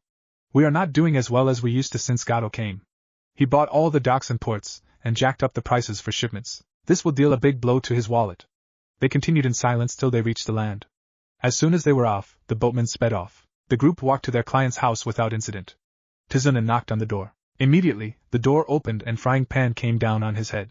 He fell back, allowing the ninja to see a 20-something-year-old woman holding the frying pan. She looked shocked for a moment, then realized what she did. Oh my father! She rushed to her father's aid, along with Natsumi and Yakumo. She gave a nod to the 2 girls. I guess you're my father's protection? Well, come on inside. Sorry about what just happened. We've fallen under some hard times, and I thought you were here to rob us. My name's Tsunami, by the way. As the group chatted with their client's daughter, Naruto hung back. Something's not right here. How could they be under hard times when he is working on a bridge? I'm missing something, but what? I'll take a look around town later on. With that, he re-entered the conversation. Hidden base. We apologize, master, said the demon brothers at the same time. There were too many, said Meizu. If we had tried, we may have gotten 1 or 2, 3 if we were lucky. A figure sat in a comfy-looking chair in the shadows of the room. All that was seen was a massive Zanbatsu. Standing next to the seated figure was their right-hand man, a young woman with long black hair, currently in a bun, and doe-brown eyes. The figure motioned for them to continue. We have managed to identify the team leaders, said Gozu. The first was Shingen no Kazumi, the copycat ninja. She was our best possible target, seeing as she traveled at the back of the group and was nose-deep in her book. Meizu took over. The other leader was Konoha's Kenjutsu mistress, Yugao of the Crescent Moon. She was keeping a vigilant eye on everything around her. When she spotted our concealed hiding spot, I swear she was looking me straight in the eye. It was surreal. We have also comprised a list of the genin with them, and even a couple of quick snapshots. He pulled out the folder and placed it on the ground. That is all, he finished. There was silence for a moment before the figure gave the signal to leave. They did so with haste. After the duo left, the young woman picked up the folder and gave it to her master. The figure started to flip through it, taking a quick look at the descriptions of the genin, before halting on the last one. The figure was staring at it with intensity that the woman has rarely seen. She peered at the page her master was on. What she saw took her breath away. It was a picture of a boy wearing a set of old-fashioned armor that looked like snowflakes falling onto crashing waves. He had 4 stripes on his handsome visage, 2 on each cheek. Yellow gold eyes and white hair that flowed into a light blue, kept in spiky fashion. She was broken from her staring by her master snapping their fingers. They pointed at the picture of the boy. She understood. Her master wanted information on this genin. With her non-spoken orders she left. With Naruto, next day, Naruto had just left the bridge builder's house, making his way to town. He had explained what he will be doing to Yugao, who agreed with his assessment of the situation. She has decided to have Yakumo and Natsumi stay and guard the family, while she guards Tazuna. Kazumi had decided this was the perfect time to actually start training her students. Naruto shook his head at that. He knew Team 7 was destined to fail from the beginning, and not training them only made it worse. He looked up to see he has arrived at his destination, and he didn't like what he saw. The buildings were in disrepair. People wearing rags, apparently living in the streets, and fighting over scraps. A person tried to pickpocket him, but was stopped by an idle backhand that sent him flying.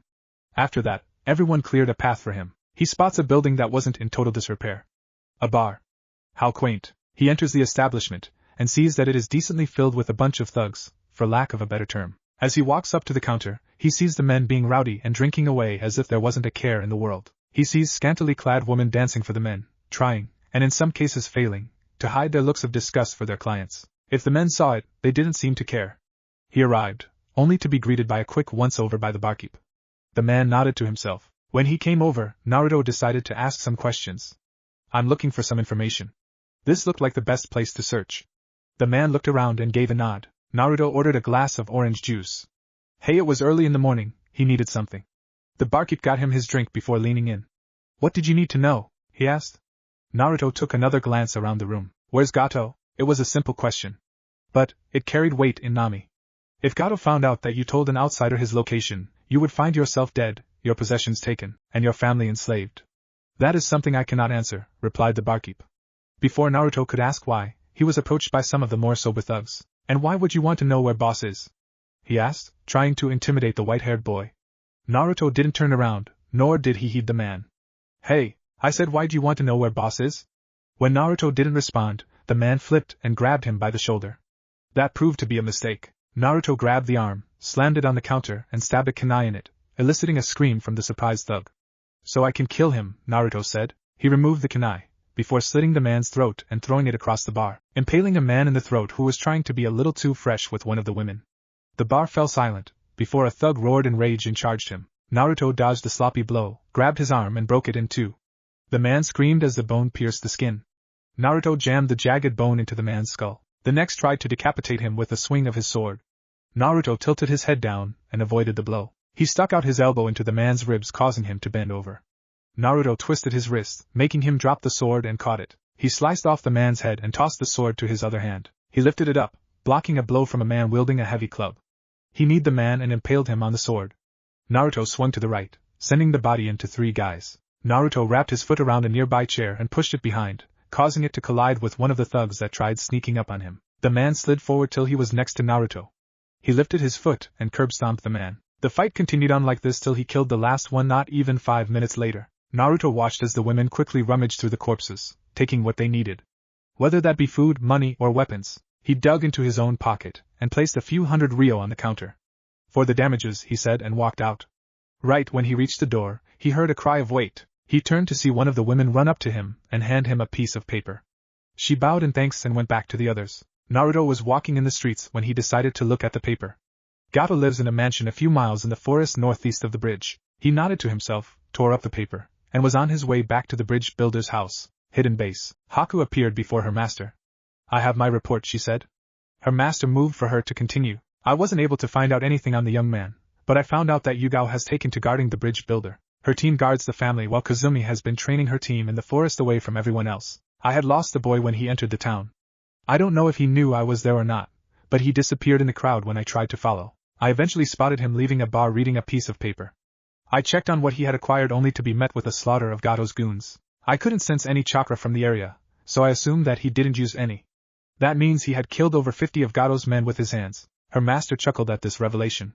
I wonder, came the feminine voice, will you provide the challenge I have been thirsting for? She leaned forward to reveal a stunning woman. She had shoulder-length black hair, surprisingly yellow eyes, a heart-shaped face, wide hips, trim waist, and G-cup. She also had a bloodthirsty smile on her face. If this boy could do what her apprentice said he did with his bare hands, he could most likely be the challenge she has been searching for. Haku, she said, start preparing. We strike at the end of the week. Master? Asked Haku. Should I send for reinforcements? At her master's curious look, she continued. We do not know their strengths, and the element of surprise will most likely not help with the jonin. Her master grunted then sighed. Go ahead, she said. You could tell from her voice that she was reluctant in this decision. Haku nodded and left. But that boy is mine, said the woman. Bridge builder's house, end of the week. The group was preparing to head out, only for Yugao to notice Naruto wasn't moving from the couch. Naruto? She asked, garnering the attention of everyone there. Why aren't you preparing? Naruto pinched the bridge of his nose and sighed. I thought it'd be best for at least one of us to remain here. If someone is targeting Tazuna, then they might go after his family to get to him. Everyone stopped to think about it, except Sakura, who was glaring at him for taking the spotlight away from Sayuri. Yugao sighed at his logic. She can never win when it came to him. Men are the ones who are supposed to never win when they argue with women, she lamented to herself. Fine, do as you wish. Not like I can argue with you.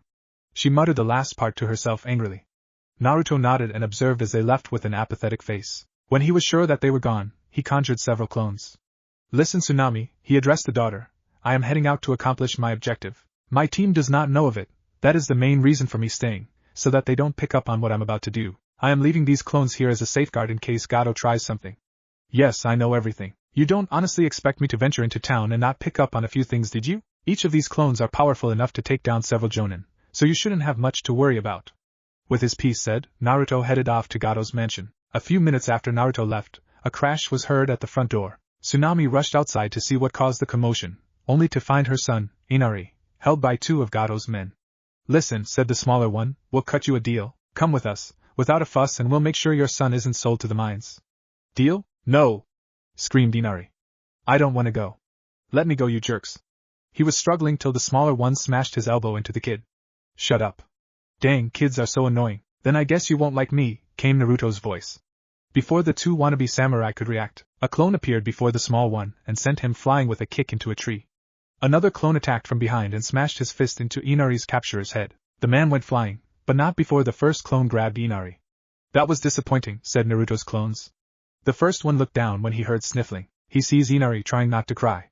He gently placed his hand on Inari's head and ruffled his hair. That was brave of you. Most people would have just given up as soon as they were caught. But you fought back as much as you could. That's the sign of a strong man, Inari. A strong man that I know you'll become one day. Inari looked up at him with no small amount of admiration, and Tsunami was smiling. Her son had a hero again. The two walked back inside as Naruto's clones went back to their positions. With the real Naruto. Naruto had just arrived at the outer gates of the mansion. Hey kid, shouted one of the guards that were approaching him. Hey! I'm talking to you. The more Naruto didn't acknowledge the man, the more the man steamed. Having enough of Naruto's disrespect, he launched a punch at him. Naruto caught it with one hand. He turned a cold eye onto the man, causing him to shake with fear. There was the sound of crunching bones, and the man let out a scream with one final snap. Naruto pulled him up and threw the man at the gates. It forced the gates open with a resounding clang. All eyes turned to the gates to see Naruto walking through as if he was taking a stroll. Naruto gazed at each of them with an impassive gaze. He cracked his neck and grabbed one of his kunai. Try to make this fun for me, he said, with the others after they left. They had just arrived at the bridge. The thing is that there was an unnatural amount of mist in the air. Yugao and Kazumi could both sense the chakra enlaced in the mist. The two nodded and flared their chakra. It only lifted the mist enough to see several meters ahead. There were bodies of the workers everywhere. Tazuna ran to the nearest one. He checked for a pulse and sighed in relief when he found one.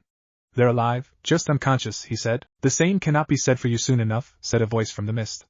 Further on, the mist cleared to reveal several figures. 3 women and 2 men. Only one could not be identified thanks to a hunter mask. Well, said a red-haired woman. "You didn't mention that there would be 2 highly renowned jonin, Shizuka-chan." The other woman merely chuckled. "Fine be that way," said the woman, but you could hear the playfulness. "Shizuka Momochi, Amiri Ringo, and the Demon Brothers," said Kazumi. "Looks like this mission just went up in rank." "Yugao, who do you want?" Yugao mocked, thinking on who she will face. "Screw this," yelled Amiri, breaking Yugao from her thoughts. "I'll take the bitch." She charged forward, swords drawn. Yugao drew her katana and leaped away from the group so as to not draw the genin into the conflict. Kazumi didn't take her eyes off the remaining enemies. "Listen up," she addressed the genin. "You are to." She was cut off when Sayuri drew a kunai and charged recklessly at the opposing group. "Wait. Damn. Natsumi, Yakumo, help her out." "I'll take Shizuka." "Sakura, Sai, stay here and protect the bridge builder." Not waiting for a response, she too charged at her desired opponent. Natsumi looked at Yakumo and nodded.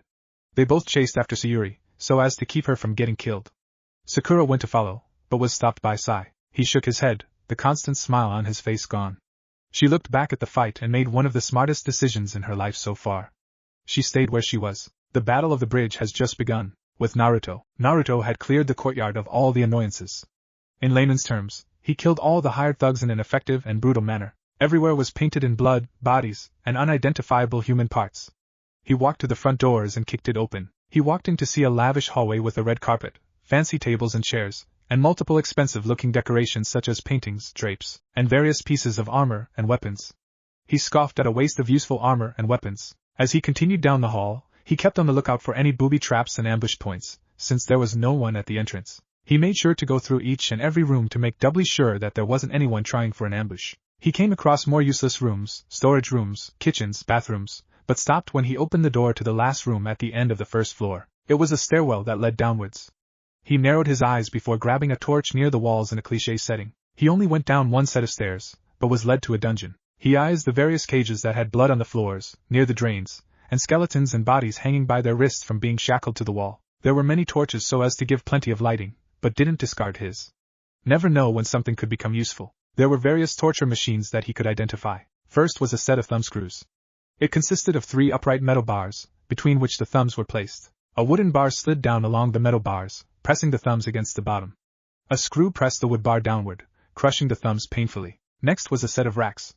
No, it isn't a woman's chest, it is a bed in which the victim would lie and have their arms and legs bound by a sturdy rope. Then a wheel would be turned, causing mass pain till the limbs were popped from their sockets.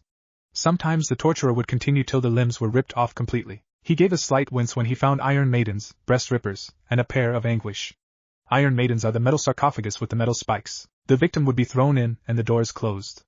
The spikes were strategically placed so as to pierce vital organs, but short enough so as to not kill the victim immediately. A breast ripper was meant only for women and is self-explanatory. The last, though, is a rather interesting device. This was a pear-shaped device, with the body of the pear made up of 4 metal leaves joined by a hinge at its top, and a key or crank on one end. The pear was inserted into the vagina, anus or throat, usually depending on the nature of the crime committed. Turning the key opened the leaves, causing massive internal damage. The device was rarely fatal, but other methods of torture would usually follow. He could tell by the flesh and blood on the devices that they had been recently used. He said a quick prayer for the departed, before continuing on his way. When he reached the end, he came across a disturbing sight for most people. Naruto isn't included because he has seen far worse. It was men and women of varying age locked in cages as if they were animals. He could tell just by looking at them, that they had lost the will to live. He couldn't fault them since most couldn't have gone through the various tortures and live. He had to snort when he spied the locks. All it was a chain and lock that anyone could pick given time, but with the people broken as they were, there was no chance of someone trying anytime soon. He punched the chains off and allowed the doors to swing free. The people looked at him with confusion and some hope. All right, he started, get up. I've cleared the entrance and courtyard. So I want all of you to get the heck out of Dodge. No one moved at first, some still believing it's a trick. I said move. That got them going. As they ran out, they would give shouts of joy, sighs of relief, and various thanks. Naruto turned around and carried on with his trek through the mansion. He cleared the second floor with little trouble. There was a few guards, but most were out of it from too many drinks, indicated by the mugs lying around them. The third floor had actual alert guards, but were easily dealt with. When he arrived at the top floor, all he found was a long hallway with a set of double doors at the end. There was a single guard dozing off at the entrance. Naruto walked up to him, grabbed the man by the throat, and threw him through the doors. He landed on the desk, causing it to break. Naruto looked around for anyone else, only to growl when there wasn't anyone there. He marched to the groaning thug and drew him up so as to talk face to face. Naruto gave a slap to get the man's full attention. That was as far as he got before Naruto slapped him again. Listen, Naruto said lowly, I came here for one reason. To find and kill Gato. There's just one problem here. I don't see Gato. Now, unless you want to die a horrible, painful death, I suggest you tell me. The thug stuttered, only to receive another slap. He proceeded to tell all he knew of Gato's planned betrayal. Naruto nodded before grabbing a kunai and slitting the man's throat. Seeing the unasked question in the dying man's eyes, he elaborated. I said if you told me, I wouldn't give you a painful ending. I never said anything about letting you go. Naruto ignored the body as it dropped to the floor and summoned a pair of clones. You know what to do. They nodded and went around searching for anything of value. Knowing the type of man Gato is, he knew that he'd keep his valuables close to him. With his clones carrying out their deed, he left towards the bridge. Enjoy these moments, Gato, because they will be your last. The bridge. When Naruto started his assault, Sayuri had quickly found herself on the defense. She had dashed forward in a surprise attack in the hopes of eliminating one or two of the three opponents. She could see that it had worked at first. What she didn't expect was for their recovery time. The demon brother with two horns had brought his clawed gauntlet up for a downward slash. She had jumped to the side, only to be on the receiving end of a jump kick. She skipped a few feet, before coming to a stop. She looked up to see the two-horned demon brother making another slash. Once she knew she couldn't dodge in time, she closed her eyes as a tear escaped. Sorry Tusan, I failed. Looks like I'll be joining you. Clang! She snapped her eyes open to see Natsumi standing before her blocking the blow with a kunai. The other demon brother tried to get her while she was preoccupied, but had to abort his plan when a clawed hand broke through the ground and made a reach for him. The hell? He asked. Looking to the side, he sees another of the genin standing there with a notepad. She had just finished drawing something when he took notice of her. She turned the notepad around to show his cloak on fire, and his gauntlet melting. He laughed at what she was doing in the middle of the battlefield, only to switch tunes when he noticed it was actually happening. His scream had everyone stop to look at what caused it. They see him trying to pull off his melting gauntlet and flaming coat.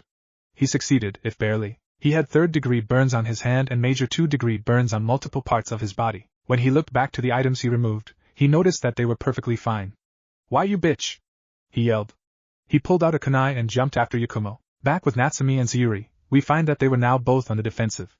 Natsumi had used the initial surprise from her attack quite well, but she wasn't ready for a foe like one of the demon brothers. Even if she is a well-trained genin, that doesn't mean she has the strength, knowledge, or experience that the demon brother did. She was pushed back after he had recovered from his brother's screams. But she had accomplished what she needed to do. She had kept Sayuri from being killed and as a bonus, had gotten her back on her feet. The only thing that could make this worse is if the fake Hunter Nin had joined in on the fight. It was both a relief and troubling that the person had yet to join the fight. The demon brother had charged at both of them, gauntlet raised and a kunai in the other hand. Natsumi dodged the gauntlet and got under his guard for a strike to his torso, while Sayuri had deflected the kunai. She had learned her lesson. She couldn't match his strength, but she could redirect his strikes. They jumped back to see him holding his side with the kunai in it. He looked at it, then them and laughed. Haha, foolish girls. Did you think this could stop me? He said. He took off his cloak to show armor underneath. The girls cursed underneath their breath. Sayuri was thinking of any number of plans to defeat the demon brother, while Natsumi was examining him, looking for any possible weakness. Her eyes caught something and she smirked. She grabbed Sayuri and whispered in her ear. They locked eyes and nodded with smirks on their faces. Sayuri charged in first, closely followed by Natsumi. Goza didn't like the looks on their faces and he didn't want to wait to see whatever plan they came up with. He ran through a set of hand signs and called out, Suetun, Ja no Kuchi, snake's mouth. A large amount of water came over the side of the bridge and formed into a snake's head. It opened its maw and charged at the two girls. This had forced them to separate. Goza went after the closest girl, which was Sayuri. He was hovering over her before she could recover and made to pierce her with the gauntlet. She rolled to the side onto her back and lashed out with a kick that struck his bottom jaw. He staggered back a few feet holding his now sore jaw. He glared at her, but caught the sound of metal cutting through the air. He turned and dodged a few kunai and shuriken that were launched at him. He turned to find Natsumi 10 feet away from him with the kunai in a defensive grip. He growled and lunged at her. She blocked his blow by channeling chakra to her arm. He grunted from the effort, but was cut off guard when Sayuri jumped onto his back. Why he wasn't able to finish when Sayuri jammed a kunai into his rebreather. The girls backed off as the sound of him having trouble breathing filled the air. Eventually, he was brought to his knees and ripped off the mask. As he heaved for fresh air, the girls came and knocked him out with a decisive blow to his head. The next thing they knew, the other demon brother crashed onto his brother. They jumped and got into a defensive pose only to relax when Yakumo came up to them. Before they could ask, she held up a hand. He kept taking his sweet time to make a finishing blow when he could. He even monologued. Natsumi facepalmed at what she was told. Their celebration was cut short, however, when a hail of saban that seemed to be made of ice landed at their feet. They turned to see the forgotten foe Hunterine with more saban in hand. Impressive, they said. Their voice gave away that they were in fact female. However, I won't be so easy to defeat. She dashed at the girls at a speed that they have only seen in their senseis. It was going to be a difficult fight. On the other side of the bridge we find Yugao deadlocked with Amiri. She was concentrating her lightning affinity through her sword so as to keep the fabled Kiba blades from cutting through. Amiri was surprisingly grinning. She hadn't had such a fight in years. It was only made better by the fact her opponent was skilled in the art of the blade, and also possessed a lightning affinity like her. But this stalemate has gone on long enough in her opinion. She removed one of the blades and tilted the other, causing Yuego to overextend. Amiri made for a stab, but Yugao bent at the waist in order to avoid it. This wasn't without consequence. Yugao wasn't very flexible and bending at this angle had hurt her back muscles. She grimaced from the pain, but pushed it back and straightened up. She leapt back and started her jutsu. Amiri saw what she was planning and began her own. Raiten, Raikyu, lightning ball, shouted Yugao. Raiten, Reijiki, lightning strike, said Amiri. The two jutsu collided. Yugao was good in lightning jutsu, but Amiri was an expert. Thus, it wasn't a surprise that Amiri's jutsu tore through Yugao's. It continued on to Yugao, weaker and slower from the collision, allowing her to dodge it. She raised her sword to defend from another attack from Amiri's swords. Crap. How do I match her? She's far more experienced in these situations. It's like she can predict my moves. Not too far from the battle between swordswomen, Kazumi was standing in the middle of the mist, trying to sense Shizuka. It was difficult because she wasn't a sensor type, and with the mist being laced with chakra made it all the more difficult. 8 points, came Shizuka's voice. Heart, kidneys, liver, lungs, spine, clavicle vein, jugular vein, brain. These are the 8 points on the human body that are instant kills. Now, which one will I choose? Kazumi spun around and brought up a kunai to block the blow. She was relieved when the sword was withdrawn. She had put a lot of chakra in her arm to withstand that blow. The sword came again from her right. She jumped and kicked the blade down. It embedded in the ground and the mist cleared just enough to show Shizuka giving her a glare. She gave a few tugs on the blade, but it wouldn't budge. Fine then, said Shizuka. If that's how you want to play it, then I'll play. She dashed at Kazumi at high speeds to give a gut-wrenching punch to her sternum. Kazumi was bent over coughing and hacking. Shizuka withdrew her fist and sent an elbow to Kazumi's neck. She dodged the blow by rolling forward. She used the momentum of the roll to stand on her hands and sent a double donkey kick at Shizuka's stomach, knocking her onto her back. They both stood and glared at each other. Kazumi huffed a few times before reaching up and lifting her Hyde-8 forehead protector to reveal a fully matured Sharingan eye. So you finally decided to take this seriously then? Good. Now show me what you got. Sharingan no Kazumi. Kazumi of the copy will I. Suetun, Mizubushin, water clone, they both said. Each one had created 5 clones. Only difference being that since Shizuka was still holding on to the sword, her clones each had a copy. Kazumi cursed as the odds swung in her opponent's favor. They engaged in a short battle that only led to the destruction of the clones, and each combatant receiving a few cuts and bruises. Shizuka was trying to bite back a frustrated yell. That's when she was hit with an idea. She chuckled and allowed the mist to recover the battlefield. Kazumi tensed, thinking on all possibilities that can come from it. Suetun, Suryuden, Water Dragon Missile, came Shizuka's voice from the left. This gave enough warning to partially dodge the attack. It had still grazed her right side, ripping off the flak jacket and shirt at that point. She put a hand on her side to help staunch the bleeding. A chuckle resounded through the air and Shizuka named another jutsu. Suetun, Daibakufu, Great Water Vortex. Kazumi, thinking fast, performed a Khwarizmi substitution with the Kubikiri Bocho. The vortex of water crashed onto the mighty blade. It held firm for a few seconds before succumbing to the jutsu. A loud crack was heard and the blade broke in two, leaving a fallen blade and a handle with a jagged end. Silence. That was all there was. Then, you're going to pay for that, growled out Shizuka. She came charging in, anger clear on her face. She had a kunai in each hand ready to make Kazumi bleed. This is what Kazumi had been waiting for. With her opponent's mind lost in rage, she became sloppier and easier to read. Kazumi constantly weaved through Shizuka's attacks, infuriating her further. Kazumi jumped to the side, but had to kneel when it jolted her injured side. Shizuka came in with a downward slash. Kazumi, using chakra in her arms, managed to grab Shizuka's arms. She used this to throw Shizuka away from her. You know, said Shizuka, that wasn't very smart. You had the perfect chance to end this, and you wasted it. You've gotten soft. No, replied Kazumi, I just wanted to make you bleed more. She plunged her hand into her pouch and withdrew a scroll. Unrolling it, she wiped her blood on it, slammed it on the floor and shouted Kuchios, Doton, Tsuga, summoning, earth style, tracking Fong. A puff of smoke came from the scroll and several somethings dove from the scroll into the ground. What? Exclaimed Shizuka. The mist cleared to reveal her being held by several dogs by biting into her limbs and back of the neck. She struggled a bit, but the dogs just held on tighter. How? She asked. Simple, said Kazumi. When I had grabbed you, I had placed my blood on you. I just allowed my Niken to follow the scent to you. That's when both Kunoichi found that the sounds of battle had abated. Then, a dark presence appeared. Looking at the end of the bridge, Kazumi sees a dome made of what looked like ice mirrors with the inside glowing red. Next, Natsumi came barreling out with her fist planted into the faux Hunternin's mask, a tail of red chakra behind her. I have to end this fast. Congratulations, Shizuka. You are one of the few who gets to die by my original technique. She flipped through 3 hand signs, then pointed her right hand down, palm in an open claw. Chakra gathered at her hand till it became visible. The sound of chirping noises filled the air as electricity started shooting in random directions from her hand. Chidori, 1,000 birds. She charged forward and thrusted out her hand. However, when she was 10 feet away, a mirror of ice appeared and the fake Hunternin, now without her mask, came out of the ice and stood in her path. Shit! I can't move now, she thought. Just as it seemed that she would impale the young woman, a hand snatched her arm. The shock and surprise that someone stopped her and was apparently unaffected from the lightning, deactivated the technique. That's enough, came a familiar voice. Standing there was Naruto. He was still holding her arm as he observed the bridge. Nearest to him was Amuri holding her blades to a kneeling Yugao's throat. They were both staring at him. He then turned his sights at the other fight area. Natsumi was on her knees with a shocked expression and a hand reaching forward. He can see 2 figures lying side by side near her. From his guess, he wagered sadly that the 2 were Yakumo and Sayuri. That's when clapping was heard. Everyone turned to the very end of the bridge to see Gato standing there with an army of thugs. Well, seems the demon was nothing but talk. Doesn't matter, I wasn't going to pay you anyway, he said. Gato! What are you doing? Shouted Shizuka.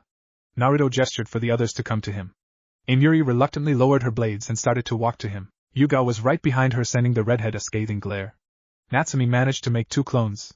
Each one picked up a different girl and carried them to Naruto. What does it look like? Continued on Gato like nothing was wrong. You see, you shinobi are too expensive for my tastes. So I figured I'd wait till you're tired, swoop in, kill the bridge builder and all the men, and take you ladies as my slaves. Now, the thugs behind me are cheaper, but altogether costs me more than you do, so be a dear and kill off a few. The girls were either shaking or snarling at the arrogant midget. But before they did something stupid, Naruto walked in front of them. You know, he started, it's easy to clean a carcass like a vulture. Which you are. No wait, that'd be an insult to vultures. At least they just eat dead flesh, you on the other hand, are far, far worse.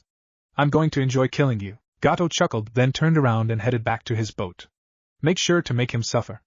As for the girls, you can have the older ones. The men around him cheered and charged forward. Naruto bent down and picked up the handle of the Kubikubocho. Without saying anything, he charged at the army of bandits. He ducked under the first slash and gutted the man. Backing up, he bent backwards at the waist, dodging 3 spears. He grabbed them, stood straight and threw them at their owners, impaling them and 3 behind each. He slashed another's jugular, punched through another's chest, and curb-stomped a downed enemy. As he continued, he noticed the blood rushing into the broken sword and saw it reforming.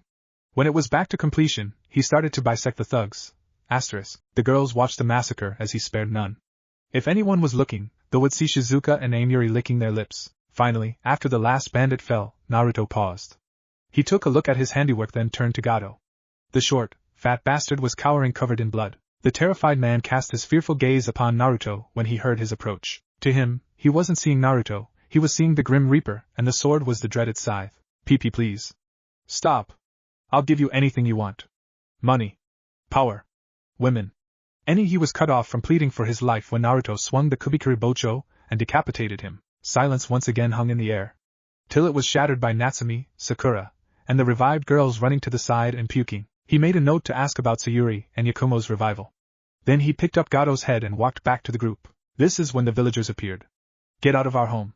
The villager that was saying this fell silent, as did the others, when they saw the bodies, blood, and guts. Before they could run to the sides and puke, a squelching noise drew their attention. Landing in front of them was Gato's head. They stared and then started to cheer. The ninja could only look on with smiles while Naruto had a contented smirk. 3 days later, everyone was gathered at the now completed bridge. Repeated cheers and thanks from the villagers targeted the shinobi. Natsumi and Yakumo had proud grins, Sayuri had a satisfied smirk, Sai was Sai, Sakura was worshipping Sayuri for cheating death, and the Jonin and Haku had small smiles as well. You sure you can't stay longer? Asked Tazuna. No, said Naruto, we've already been delayed enough as is. Any more and they'll send either a search team or Hunter Nin. Thank you for the offer though. Tazuna nodded as the two parties had their tearful farewells. After a while, they stopped at an intersection. Guess this is it, said Shizuka. We'll be heading back to Kiri.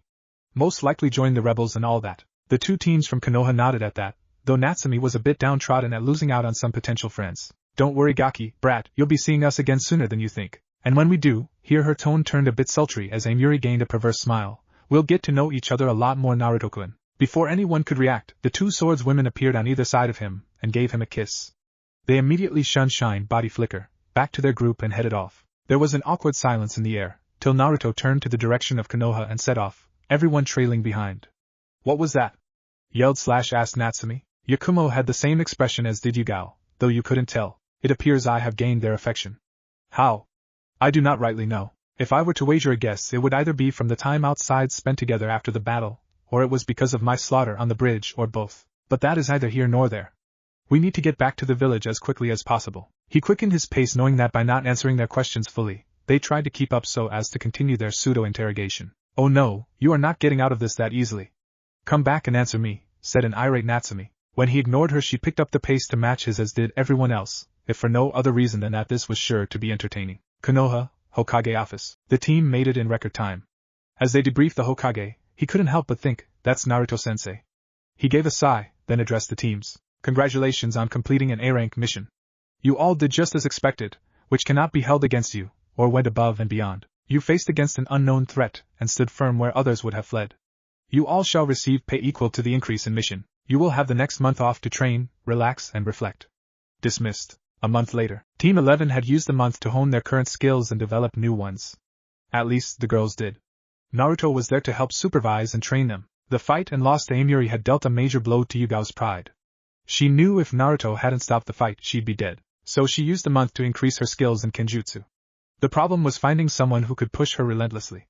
The answer: Naruto. Flashback. Yugao and Naruto stood on opposite sides of their designated arena. She had her katana drawn, but Naruto was still standing there. After 5 more minutes she asked, "Why won't you draw a blade?" Naruto sighed at her impatience and took out a scroll. He pursed through it for a moment, then unsealed his desired weapon. It was a wooden bokken. Then he placed his right hand behind his back. A vein pulsed on her head at what she believed was his form of taunting. Fine. If that's how you want to play it, then let's play. She shot off at high Jonin speeds and went for a blow to his side. He jumped and whacked her hand, causing it to fly out of her grip, leaving her weaponless. Sword fighting, he began, is not about who is quicker nor who has more power. It is a dance. A dance of the blade. And whosoever missteps first, will be the one to die. Pick up your sword. We'll try it again. She rubbed her wrist before doing as he said. They started again, with her staying a good distance away. How will you ever get better if you don't attack? TCH, seems the Uchiha have spread their influence even from the grave. Before she could question what he meant, he took several steps in, allowing her to take a swing at him. He effortlessly dodged it, and whacked her with the bokken again.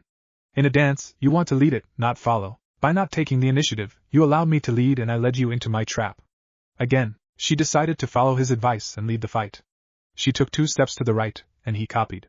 She moved forward and he moved back. Everything she did, he mirrored or followed. Having enough, she charged forward. He made to slash and she bent to the side. She made to thrust, and he deflected. To an ordinary onlooker, it seemed a fierce duel. But to Naruto, he was the same as he was at the beginning. Come now, he said. That can't be all there is to the famed Konoha Kenjutsu mistress. He dodged several blows as if it was nothing. Or perhaps it is. You make up for your lack of teachings with speed, hoping to for swift takedown. But what happens when you run into someone who matches or outpaces you? Her swings started to pick up speed and yet he had stopped moving. He stood perfectly still, except his left arm, which was blocking or deflecting the blows. It is clear to me now that you lack the proper education for this. But the blame isn't all yours. No, at least half of it goes to whoever taught you. Clearly they didn't know what they were doing half the time and, like you, relied on speed or strength to win the match. Yugao's blows became sloppier the more he continued as she was trying everything she could to shut him up. Don't you dare mock Kushina-senpai! She roared. She went for a heavy downward swing. He sidestepped it, causing her to impale the katana in the ground. She huffed as her mind was clearing from her rage. That was when she noticed the bokken placed at her collarbone. Dead. It was a simple statement that signified the end of the round. He stepped back to give her more space. You are obviously a passionate person. You care greatly about your loved ones and take pride in what you do. However, you can be and are often ruled by your emotions and take things farther than needed. Don't shut off your emotions, but don't let them rule over you. You fell for my taunting about who trained you and about your skills. I suggest you meditate, or do something to take your mind off of your life. Painting, sculpting, cooking, gardening are all good tips. I myself swim. It should be no more than an hour, but that is all you need. Having said his piece, he sealed the bokken and walked away. And flashback. She had taken his advice and started to learn how to cook. This had many benefits. It helped to relax her, she was able to make home-cooked meals for Hate, and she won't be totally clueless when they are stuck in the wilderness like last time. How was she supposed to know that pocket-dotted mushrooms made you loopy? She had gone back to him several times for suggestions on her form and executions, and each time, he helped her to improve to the point that she can defeat any sword wielder in Hai no Kuni, Land of Fire, except for Naruto. Naruto didn't just help her. He had helped out both of his teammates. When it came to Yakumo, he took her on long walks and hikes around and through Konoha to further build muscle strength. For her drawings, he placed a restriction seal on her. It caused her to put in twice the effort to get the normal results, so that when he took it off, she'll be able to draw and react faster. He had also dealt with Ito. He didn't destroy it, he fused the two together with Yakumo on top. So now, she has full access to her powers and doesn't have to worry about them going out of control. He enjoyed his time with Natsumi the most. Her bright attitude always made the world seem brighter to him. That doesn't mean he was any less harsh. To expand her knowledge and patience, he had her read a small encyclopedia. He would have her read, leave, come back after a bit, and summarize what she read. He also taught her politics because he knew you needed it when in office. It was taxing on the both of them. He also had given her a strict training regimen to follow and a ban on ramen for the month. She had begged him, fully prostrating herself before him, to not take away her ramen. He stood firm in his decision, and that caused her to not talk to him for 3 days, but the results showed. With her harder training and better diet, you could see the muscles starting to form. She wouldn't be bulky, but she would have that streamlined muscular build that showed definition without the bulging muscle. After the month ended, he took her out for ramen, but made her promise to only have it once or twice a week, unless if it is a special occasion. Present. Now here they were waiting for their sensei to arrive. She was unusually late, and the girls started to worry. Naruto was leaning against a tree with his eyes closed, clicking his tongue every 10 seconds. What he was doing was sending out sound waves laced with the tiniest amount of chakra he can as a form of echolocation. He had come up with this when the girls were complaining about how they were almost useless when blinded by the mist in Nami. He figured that if he should ever be blinded, he needed a way to move around without stumbling about. He stopped when he saw their sensei approaching. He opened his eyes as she arrived holding slips of paper. "Hello everyone," she said. "You're late, sensei," said the two girls. She chuckled sheepishly and rubbed the back of her head. "Yeah, I guess I am. But there is a reason for that. I signed you up for the Chunin exams," she said as she passed out the papers. "They will start in 2 days at the academy. Be there at 8 a.m. See ya." Before they could question her on what the Chunin exams were, she left. Chunin exams, thought Naruto. What the hell is this all about? Sadly, his question will have to wait to be answered as the girls thought they would spend some team bonding, aka, spend time with Naruto. They latched onto his arms and dragged him back to the village, all the while sending glares at each other. It was when they entered the village that a problem arose. The villagers had noticed them and started to send hateful glares at Natsumi when the trio's back was to them, as they believed the demon bitch was seducing the last Senju. Some of them were thankful that the last Uchiha was female so as to not be swayed by her charm. Naruto knew this was going on as he had trained himself to use echolocation. He has trained his ears to hear better at a longer distance by training with Inuzuka back during his father's reign. His lips twitched downward. He can't do anything yet. All he needed was for some dumbass to attack Natsumi so he can get his point across to the civilians. He was more annoyed that civilians are allowed to get away with this behavior. Unfortunately, the civilians were wise enough to not attack Natsumi while he's around. He was broken from his musings of how he is going to change things around the village when he was jerked to the right. He looked down at Natsumi and Yakumo and sees them looking forward. Following their gaze, he sees a guy wearing a cat costume and wearing makeup holding a kid by the scruff of his shirt. Then he noticed a nice-looking girl with 4 ponytails telling the cat-themed guy to let the kid go. "Hold on, Tamari," Catman said. "I need to teach this punk a lesson." He raised his fist and made to strike when Natsumi and Yakumo rushed forward. "Hey!" yelled Natsumi, getting Catman's attention. "You better let him go." "Or what?" the masked Vijay Catman said. To prove his point, they made to strike the kid when a rock sailed from the trees and struck him in the side of the face, causing him to let the kid go, who proceeded to run off with his 2 friends that had been watching anxiously. "Who the hell threw that?" he yelled while holding his cheek. "I did," came a familiar voice to Team 11. Everyone looked up to the nearby tree to see Sayuri sitting there with a cocky smirk bouncing a rock in her hand. "Now, what are you going to do about it?" Catman growled at her and reached for the wrapped bundle on his back. "Kankuro, you're using crow?" You know what will happen when she shows up, said the foreign blonde. The now revealed Kankuro turns to her. Don't worry, Tamari, I'll be done before she shows.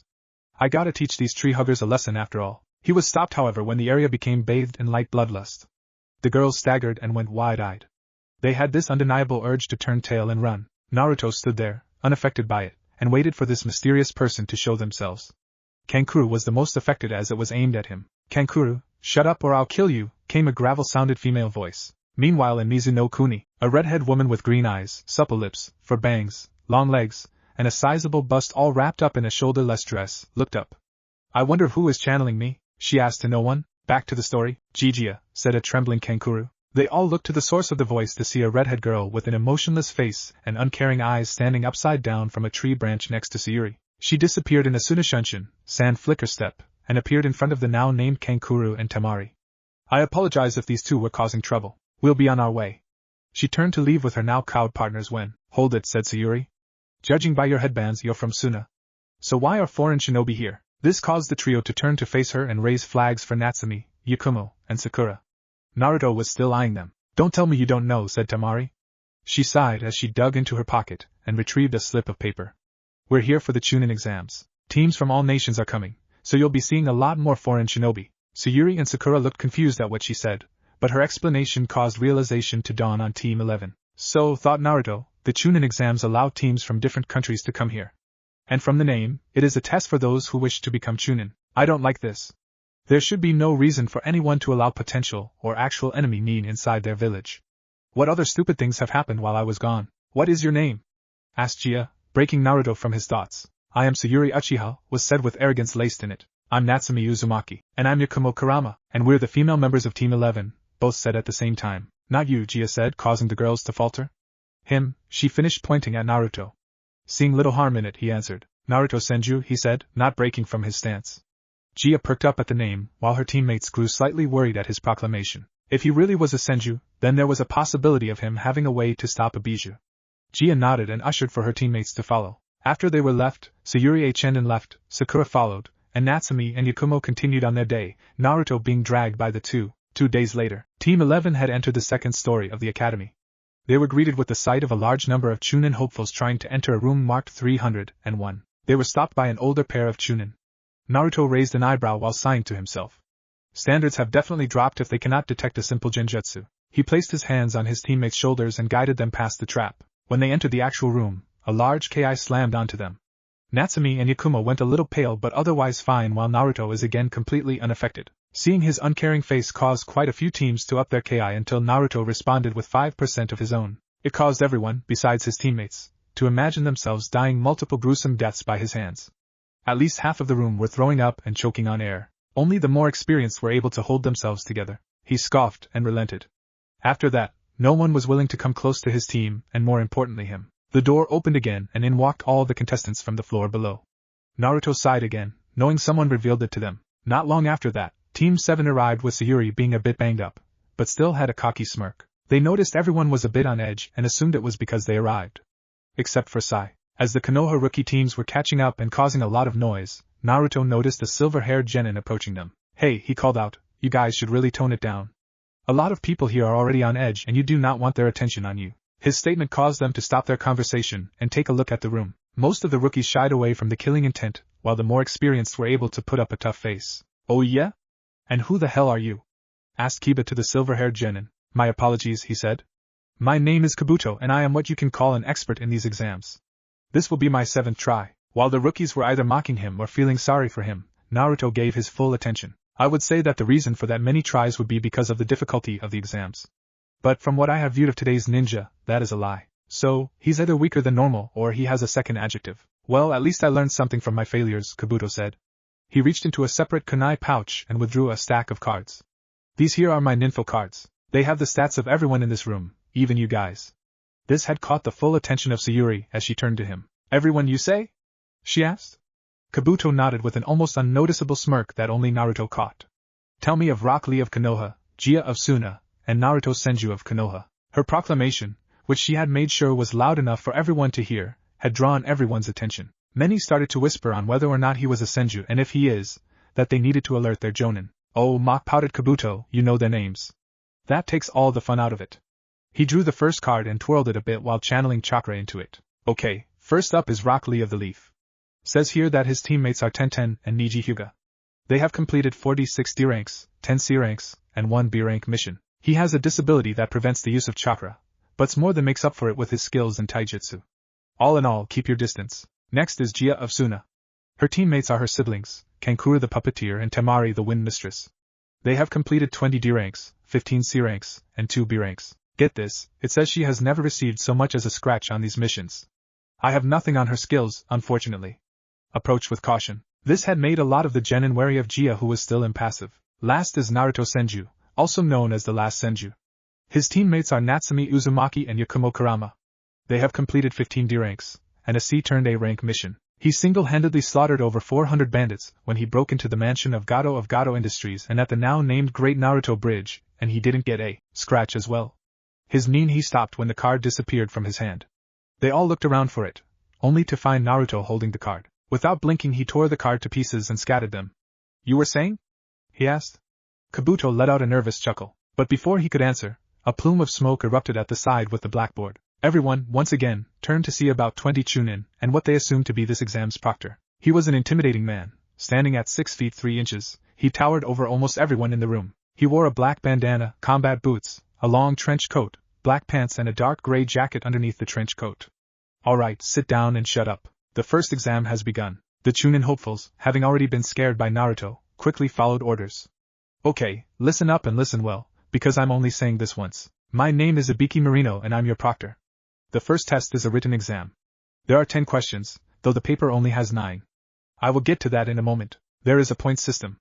10 questions, 10 points. If you answer wrong on a question, that'll be 1 point off. There is to be no cheating. Every time you get caught, that'll be 2 points. Get caught 5 times and you and your team are out. A lot of people started to protest over this. I said shut up. He yelled, silencing all protests. Now, as many of you have just asked, this is a team effort. That means one of you fails, you all fail. Got me? And if one of you can't answer a single question, then you're all out. We have highly skilled Chunin along the walls watching you, so we'll know if you cheat. Now start. The room was filled with the sound of rustling paper as the contestants flipped their papers. It was filled with the sound of scribbling. Naruto sat there with a finished sheet, deep in thought. This is odd. What's the meaning of the point system? These questions are considerably hard for today's genin, so most cannot hope to correctly answer these. But it's what he said about cheating that's off. In any situation, if caught cheating, it's over. So why give that many chances? Unless he wants us to cheat. That's his game. He wants to see if we can cheat without being caught. Breaking from his thoughts, he looked around the room to see that others have already figured it out, and were cheating in their own ways. He turned to his teammates to see how they were faring. Yakumo seemed to be doing alright. She had used one of her realistic genjutsu to hide the fact she had walked to someone that had finished, and swapped their papers. But Natsumi was struggling. She seemed to be having a difficult time of it. He knew she would as soon as the test was revealed to be a written exam. She had actually shown a surprising intelligence when it came to the battlefield, but outside of that, she was below average mentality. He sighed as he got up, walked over to her, swapped their papers, and sat back down. Everyone looked at him. That can only be counted as cheating once for me and once for her. He quickly answered the sheet again as Natsumi beamed at him. No one else is allowed to do that, yelled Ibiki, stopping the teams that were starting to get up. As the time went on, the Chunin started to call out random genin by numbers to leave. By the time the test was almost up, a quarter still remained. Pencils down, Ibiki said. Okay, time for the final question. But there are more rules that come with this. The first rule is that you have the option of whether or not you want to take the final question. However, if you choose not to take it, then you automatically fail. The room erupted in yells of rage at the bullshit he was pulling. He unleashed some of his ki to quiet everyone. You didn't let me finish. If you choose to take the question and fail, you will never be able to become Chunin. The room once again erupted into chaos. They screamed about how he couldn't do this. The entire time, Naruto sat there with a knowing smile. I can and will be able to do this. I even received permission from your respective kages. The room quieted at this. One by one, various genin raised their hands. Teams were leaving left and right. Naruto was content to see how long this would continue till he noticed out of the corner of his eye that Natsumi was raising her hand, slowly and wavering the entire way, but surely. He turned to her and caught her eye. He shook his head, telling her silently to lower her hand. Her face contorted as she was having an internal debate on whether or not she should raise her hand, but decided against it. Seeing the dead last lower her hand gave resolve to the other Konoha rookies who steeled themselves. Noticing that the Leaf teams were staying, the other teams decided to stay as well. When Ibiki saw this, he gave an unnoticeable smirk. 27 teams? Anko's going to chew my ass over this. But it seems no one else is going to move. Time to end this. For all of you who remained, you pass? There was silence, then the expected spewing of questions that is really common in this exam. Now most of you are wondering what the point of this was. It's simple. We wanted to test how good you are at information gathering, so we placed several hidden chunin among you having the answers. We wanted you to cheat and see how well you did. But not one chunin has all the answers. We needed you to differentiate what the correct answer was. There were 9 chunin and each one knows 3 answers. The point of this was to determine who had the fortitude to look for the correct answers. For those that took the easy way out, they'll never become chunin on my watch. As chunin you are given a mission that could prove vital for your village. You do not get the option of refusing and looking for something easier next time. You take the mission and complete, no matter how little intel you have. But this also has a second meaning. While each chunin knew 3 correct answers, they answered the other 6 incorrectly. Remember, false information is worse than no information. Here he removed his bandana to reveal many scars on his scalp, causing many genin to turn green. This is what happens when you rush in blindly with false information. But there will be times where you have to act on the intel you have, no matter the consequences. But those missions are few and far between. He placed the bandana back on. Your next proctor will Ari. He was cut off when a bundle smashed through the nearby window. A puff of smoke concealed the intruder. There was the thud of kunai impaling the walls. As the smoke cleared, a large banner was seen and a woman in front of it. She was wearing a very provocative outfit. She was wearing a short miniskirt, combat boots, a mesh shirt that did nothing to hide her figure, arm and shin guards, and a tan trench coat. She had brown, pupilless eyes and purple hair in a pineapple fashion. All right, listen up kiddies, she yelled. I am your second proctor, the sexy and single Anko Mitarashi. The room was the quietest it's been since the exam started. Ibiki moved the cloth out of his face. Anko, you're early again, he deadpanned. She had the decency to rub the back of her head at what he said. Then she took notice of how many genin remained. Ibiki, are you getting soft? There are still 27 teams left. We have a good bunch this year, Anko. Well, it won't matter soon. Because my test will be sure to cut this number by at least half. This had a lot of the chunin hopefuls to shift nervously. Alright you lot, meet me at training grounds 44 in 10 minutes or you're out. She left in a shunshin as the genin ran out as fast as they could. 10 minutes later found everyone outside of a gated forest. Welcome Gakis to training ground 44, otherwise known as the Forest of Death. Welcome to training ground 44, otherwise known as the Forest of Death, said Anko. Most of the genin were filled with a sense of shock, awe and fear. Shock and awe from the area being an actual forest, and how big the trees were. Fear from the name. Nothing gets a name like that without a reason. Okay, listen up, continued Anko. You'll be going in here to make it to the tower located at the middle. You will have 5 days to avoid the wildlife and any opposing team. This is do or die, people. Oh, and before I forget, she pauses to reach into her coat and retrieves 2 different scrolls. These are your objectives. Each team will receive one and your goal is to get the other one and make it to the tower. The Heaven and Earth scrolls. Memorize them. She quickly stashed the scrolls away. Be warned, you are not allowed to open the scrolls before you reach the tower. If you do, then well, it won't be pleasant. Now I need you to fill out a flyer that states that should you die, the village and more importantly me won't be held accountable. She had the flyers passed out and signed in 5 minutes. Alright, head to the booth and get your team's scroll and your gate number. All teams complied to what she said. When all had their scrolls and stood before their respective gates, the speakers went off. Okay, the exam will start momentarily. A word of advice, don't die. The alarm buzzed and the exam started. Everyone rushed into the forest, some having formulated their strategies, others having picked out specific targets and others having not a clue. Team 11 were jumping along the branches at a slower than average pace per Naruto's orders. He figured with how ninja are in this time that most if not all take things at face value. The plan was simple, act weaker than normal. This was more difficult because of what was told of his slaughter. So he traveled at the front of the group at a large distance, and make it obvious that one of the girls was carrying the scroll. Any opposing team will take the bait and attack the girls. Sure enough, 30 minutes in, the girls were assaulted by a hail of kunai. Playing their parts well, they let themselves get cut a few times and acted startled and fearful. 3 ninja from Kusa, grass, appeared. Well, would you look at that, the apparent leader said. 2 weak tree huggers lost without their leader. I bet he left you behind because you are so weak. Well, it won't matter, because we'll be taking your scroll and your lives after we've had our fun with you, that is. The Kusa team laughed as the girls tried to hold back their anger. They had to wait for the right moment. The enemy team approached with a confident gait, not noticing how Natsumi was reaching her hand back as she allowed Yakumo to move a bit in front of her, when they were 3 feet away. Yakumo quickly leaned to the left. Natsumi threw her kunai and caught each member either in the throat or left chest cavity. The 3 men died with shocked looks. Naruto immediately arrived afterwards. Good job. You waited till they were close enough to not miss and allowed yourselves to act weaker than you are. Most people have too much pride to do such a thing, and that will get them killed. Search the bodies for anything useful and the scroll. The girls did as told. but the scroll was an Earth scroll, the same scroll they already have. Naruto took the extra scroll and hid it in one of his many storage seals located on his armor. They continued on for the rest of the day, looking for another team that had a heaven scroll. That all changed when there was a massive spike of chakra about 2 clicks north by northwest of their position. "Follow me," Naruto said. He took off like a cannonball through the forest. The girls were startled by this and almost lost sight of him. They sprinted to catch up with him, but he kept a lengthy distance from them. He stopped high up in the canopy of the forest and looked down. The girls appeared next to him slightly winded. Why did you shoot off like that, Naruto-kun?" asked Natsumi. He didn't say anything, just gestured for them to look down. They did so and came to a shocking sight. Team 7 was getting their asses handed to them by a kunoichi from Kusa. Sai was knocked out with his scroll that he carries around lied by his side torn to pieces. Sakura was on her knees with a scared shitless expression on her face as her body was racked with tremors caused by her fear. Sayuri was the only one that wasn't lying useless. She was fighting, and failing, the Kusa kunoichi, but that seemed to change when she activated her Sharingan. My. So this is the legendary bloodline of the Uchiha. The fabled Sharingan, the woman said. Now she licked her lips, show me its power.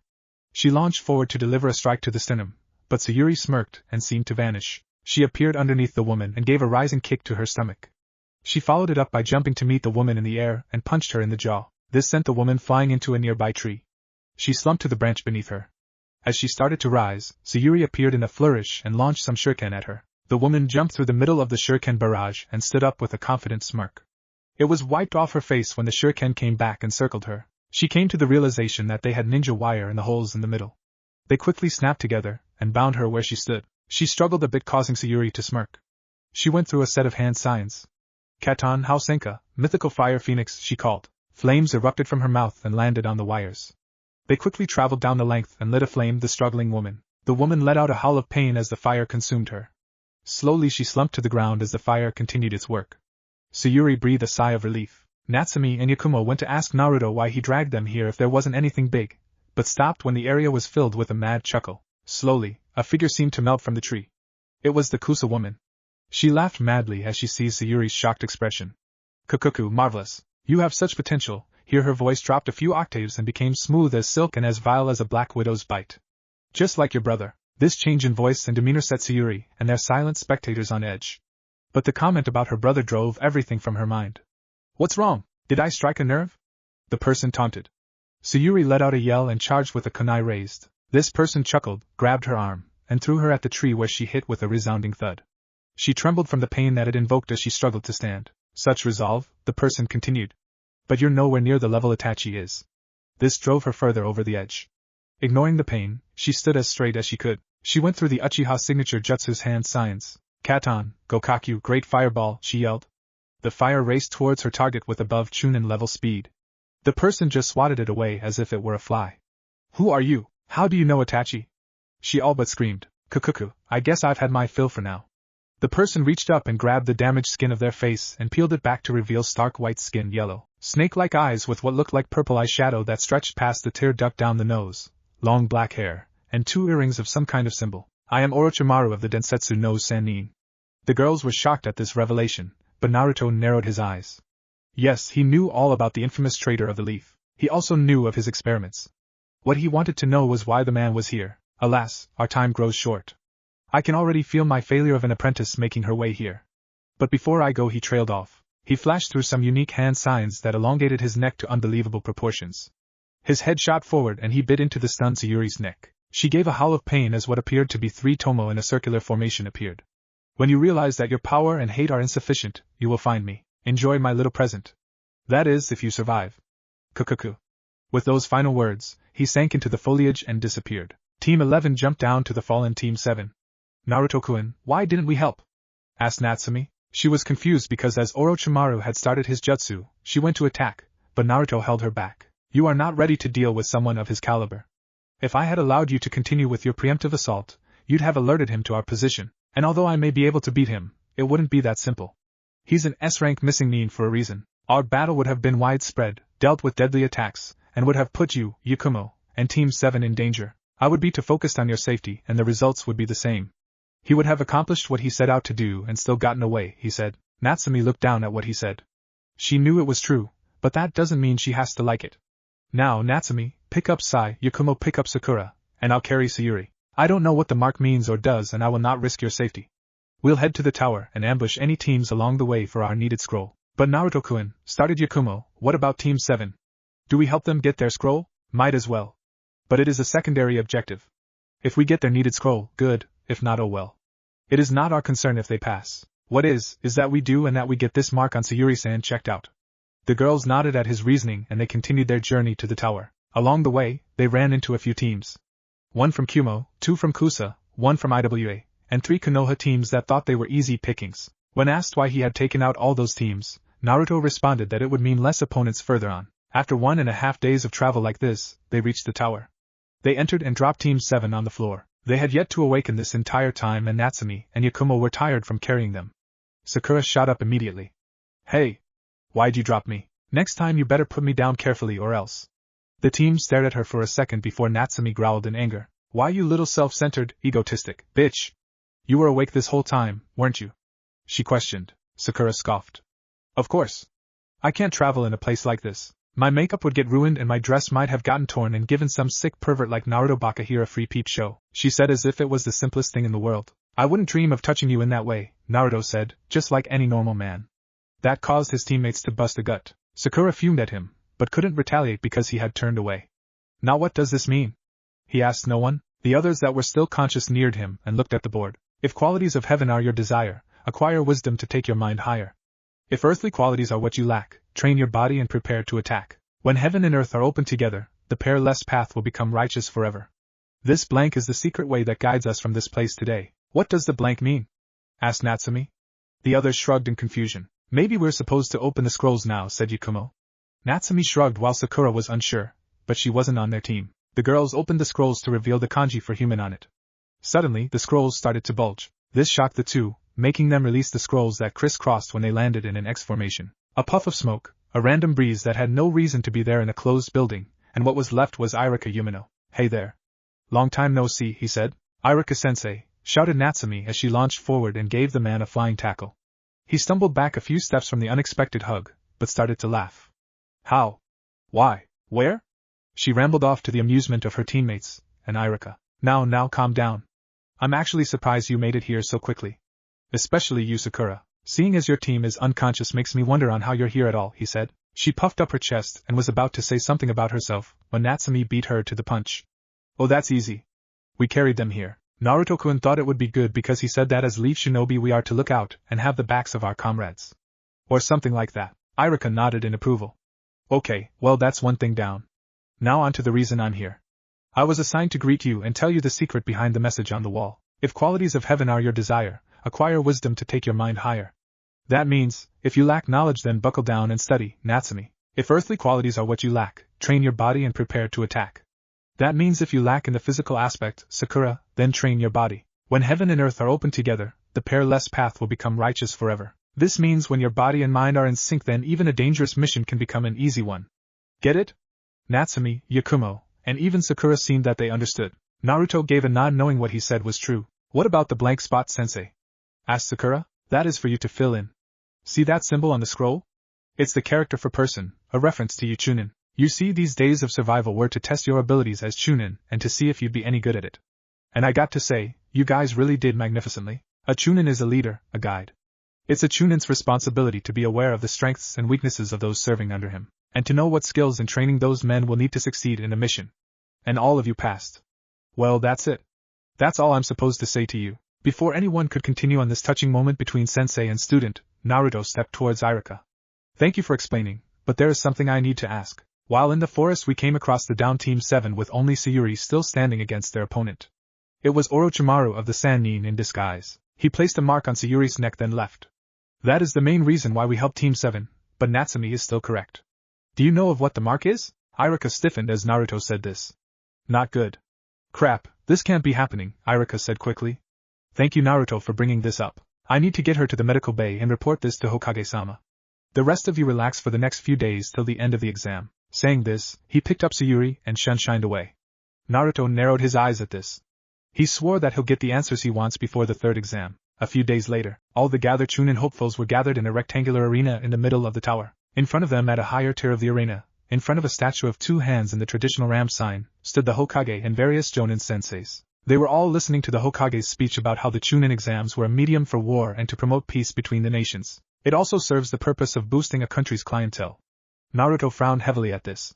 He understood promoting peace between nations, but this wasn't the way to it. He also snorted at how the exams are a representation for war. He fought in the first war, and this had nothing on it. He turned his attention back to the proceedings when they announced that there will be a preliminary round to cut down the number of combatants. When asked if anyone wanted to quit, he became suspicious when Kabuto quit. He watched as he talked with his teammates in a hushed tone. Unfortunately, he wasn't able to hear anything because at that moment Sayuri came through the doors from the med bay. This had caused the Chunin hopefuls to let out joyous greetings, gossip, or gasp at how she seemed to stagger with each step. She finally stood at attention amongst her fellow Chunin hopefuls. Sakura came up to her and tried to convince her to actually do the sensible thing and go back to the med bay. Sayuri started to argue back, till she finally got Sakura to stop. Naruto could see the proctor for the second exam, Enko if he remembered correctly, arguing with the other jonin. From what little he was able to hear, again thanks to all the chatter around him, Enko was saying that Sayuri shouldn't be allowed to fight, due to the mark placed on her by Orochimaru. It seemed she lost once Hiruzen spoke up because she visibly deflated. When the proctor for the next exam showed, a rather sickly man by the name Hate Gecko, he announced that the preliminary round was about to begin, and only those whose names show up on the screen that was revealed when a wooden panel was lifted are to remain in the arena. The first match, Sayuri Uchiha vs Yoroi Akato. Everyone but the two moved up to the stands to watch the fight. Sayuri's opponent wasn't someone that really stuck out in a crowd. But perhaps that's what he wanted. The only unusual thing about him was that he had two dark lenses in front of his eyes. He had a cloth that covered the lower half of his face. Other than that, he was plain. The two stood across from each other with Sayuri holding her neck where she was bitten and occasionally grimacing from pain. The match started out as most expected, Sayuri dominating her opponent. She eventually had him lying on his back, her feet on his shoulder and side, and pulling on his arm. He chuckled, catching everyone's attention. His hand glowed a faint blue that was missed by most everybody, and suddenly Sayuri's grip slackened. He raised his arm and brought it down hard on her stomach. He jumped up and away from her, then launched forward when she sat up. There was a faint cry of her name from Sakura, and the next thing Sayuri knew was her opponent's hand attached to her head. She screamed out in shock and a bit of pain. What's happening? My chakra.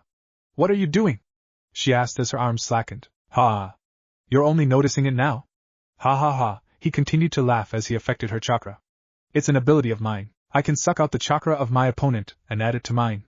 Ha! Up in the stands, everyone was shocked at this news. Except Naruto, who shook his head. Idiot, he muttered lowly. No one heard. Back at the arena, Sayuri had enough of this. She managed to muster up some strength and knocked Yoroi's hand away. She got back to her feet and had tried to make the Uchiha traditional jutsu. Katan, Goku dash. She had to stop when her mark activated. She clutched her neck in pain, and it allowed her opponent to recover from his surprise. He chuckled as he approached her. So you actually are as strong as they say. But that won't save you. He reached towards her again, but Sayuri was counting on this. She grabbed his hand and judo threw him away. He landed on his back with a surprised grunt. Sayuri attempted to use her jutsu this time and managed to succeed. Katan, Gokakyu, great fireball, she spewed forth the flames.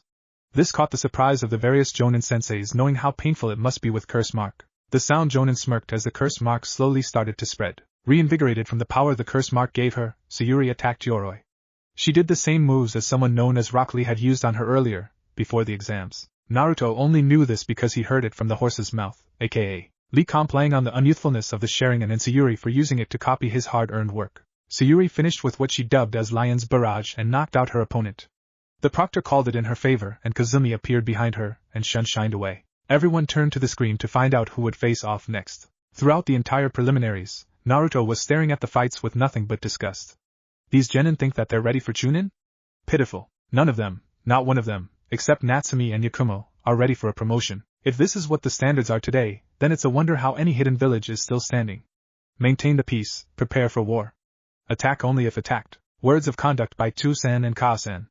I may have to take the hat if just to bring us back to standards, my standards. What made him think as such was the pitiful performance by the others. The next fight was between Zaku Abumi and Hataru Abirame. It was one of the few fights that showed at least some promise. Zaku had air tubes implanted in his arms that allowed him to blow out concentrated air waves, deadly if trained properly and up close.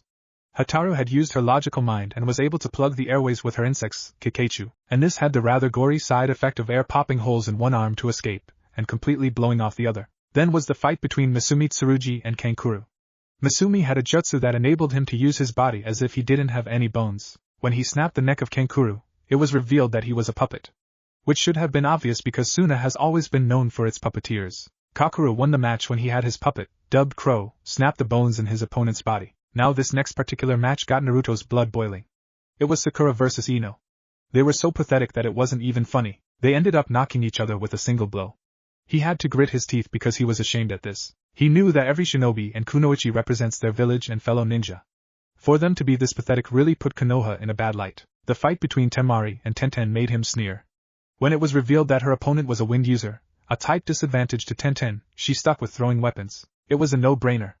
Her defeat was expected and he showed no remorse over it, going so far as giving a nod of slight respect to the Suna kunoichi, which caused her to blush and hurry along, and earned him disapproving looks. The sixth match actually made him pay attention. It wasn't filled with flashy jutsu, fancy moves, or a lot of taunting. No, this was an actual match. At least to him. It was Shikanara versus Kintsuchi. Kin had thrown Saban around her opponent into the opposing wall. Nothing happened at first till a faint bell ringing was heard. Shika had become disoriented and threw up some bile. Unfortunately, Kin ruined it by revealing her technique to everyone. Shika, using her clan's infamous intelligence, had come up with a counter-plan. She entrapped Kin in her shadow and made her bend back fast enough for Kin to hit her head on a wall and knock herself out. Now that we are back up to speed, let's continue the story. The screen selected the next combatants. Natsumi Uzumaki versus Kiba Inuzuka. Howled the Inuzuka. Yeah boy, we got an easy victory. He jumped down to the Aran as if to prove something. Natsumi scowled, but then changed it to a grin. This was her chance to beat to a bloody pulp one her academy bullies that also tried to sexually harass her on more than one occasion. Hey Natsumi-chan, said Kiba, don't worry, I'll go easy on you. Then after I show you that I really am the alpha, you'll have no choice but to be mine. Did she say beat to a bloody pulp? She meant a cruel, slow, agonizing death by castration. Or she lets him live as a woman. The match started with Kiba trying to goad her, but he ended up going on about himself. This allowed Natsumi to rush him and punch him in the nose, knocking him flat on his ass. As Kiba tired to recover, Natsumi descended on him with a flurry of punches and kicks, at least a fifth of them hitting him in the crotch. The proctor called the match when Kiba declared in high-pitched voice his surrender. The eighth match is to be Yakumo versus Niji Hyuga. The Jonin started to mutter about how they pity the girl. Naruto snorted. They weren't even close to knowing how skilled Yakumo is. Still, he was slightly worried for her. Niji had a track record of having a high amount of hatred for the main family in the Hyugas and was prone to release it on the closest individual. He also was known to beat his opponents to the point that he ended several genins' careers before they had even begun. He will step in if he saw it come to that. The two stood across from each other. Surrender Yakumo-san, for fate has decreed that I will win, said Niji. Yakumo didn't say anything, just took out her pad and drawing pencil. Very well then. You have made your choice, he said as he slid into the jukin, gentle fist stance. The match started as Niji raced at her with mid-chunin speeds. He struck at her tenketsu, chakra points, disabling her swift and fast. The proctor was about to call the match when the sound of glass breaking was heard. Yakumo shattered into many fragments that then became dust. Everyone blinked or gasped. Niji stood there dumbfounded. Yakumo rose from the ground like a certain plant man. Then another Yakumo melded from the wall. Another and another showed up till he was completely surrounded. What? He cursed himself for stuttering. You don't understand? Questioned one Yakumo. Then I will explain, another continued. You are trapped in my world, Niji-san, the first one said. I control what happens. I will torture you till you give. You will not win. For now I am Kami. At a random location. Itachi Uchiha suddenly looked up from his nail polishing, making it run on his hands. I feel as though someone has stolen my thing, he thought. He then noticed what he just did. A twitch formed in his eyebrow.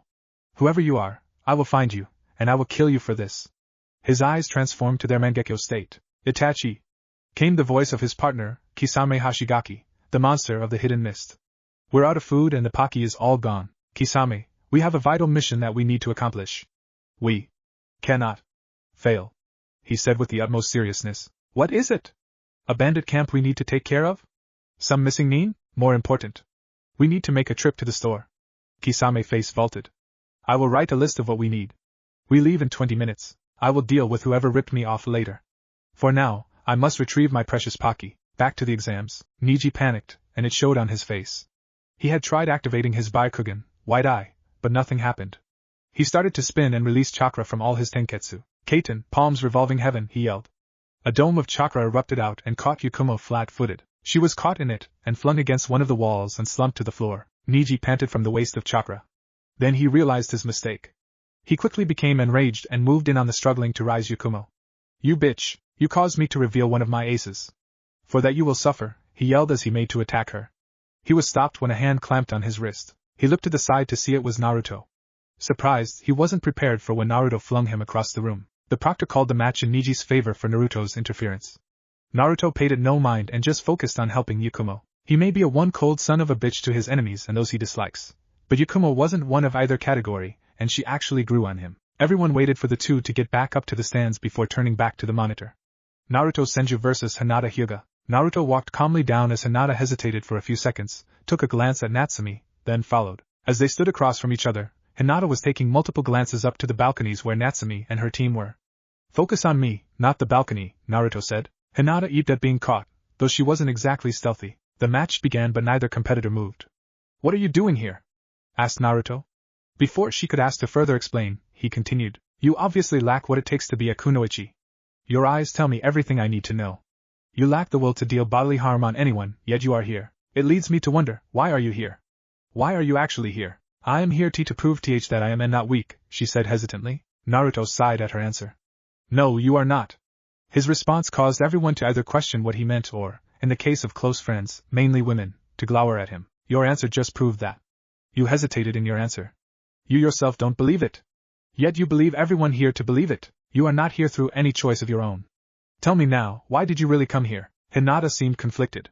Eventually, she seemed to cave in on herself. I came because the elders said they would. She trailed off, not being able to say whatever it was she needed to say. What? What would the elders do if you didn't attend? Naruto asked. Say it. Don't hesitate. They said they would brand me and put me in the branch house. Hinata shouted in a rush. She breathed heavily, then gasped, not believing she actually said it. Most of the genin gasped as well. Not only at her explanation, but that Hinata actually shouted. Surrender, Naruto said. What? Hinata asked. I said surrender. It is clear that you were forced to come, meaning that you don't believe that you should be here. If you don't believe that you should be here, then leave, he said. Hinata was struggling with herself now. She debated on whether or not to agree with him. You have no chance as a ninja with your current mindset. What you need to do, here he pauses to look at the balconies, what you all need to do is ask yourself, now, is this what I want to be? Is this the life I want? Do I believe it is? Why am I here? These are the questions that you all need to answer. Not your family, not your village, not your peers, you. This had earned him the respect of the older generation of ninja.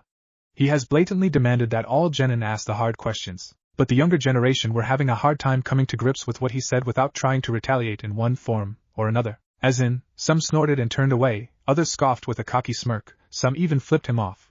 But Naruto was only paying attention to Hinata and his teammates. Natsumi seemed to take his questions to heart, as did Yakumo, and both were asking themselves the questions he stated with bowed heads, their lips moving imperceptibly. After a few moments, they raised their heads with a defiant gaze and steeled eyes. He nodded in satisfaction. Good, they have shown that they do belong here. Only those that can ask and answer the questions will remain in the long run. Everyone has to answer them eventually.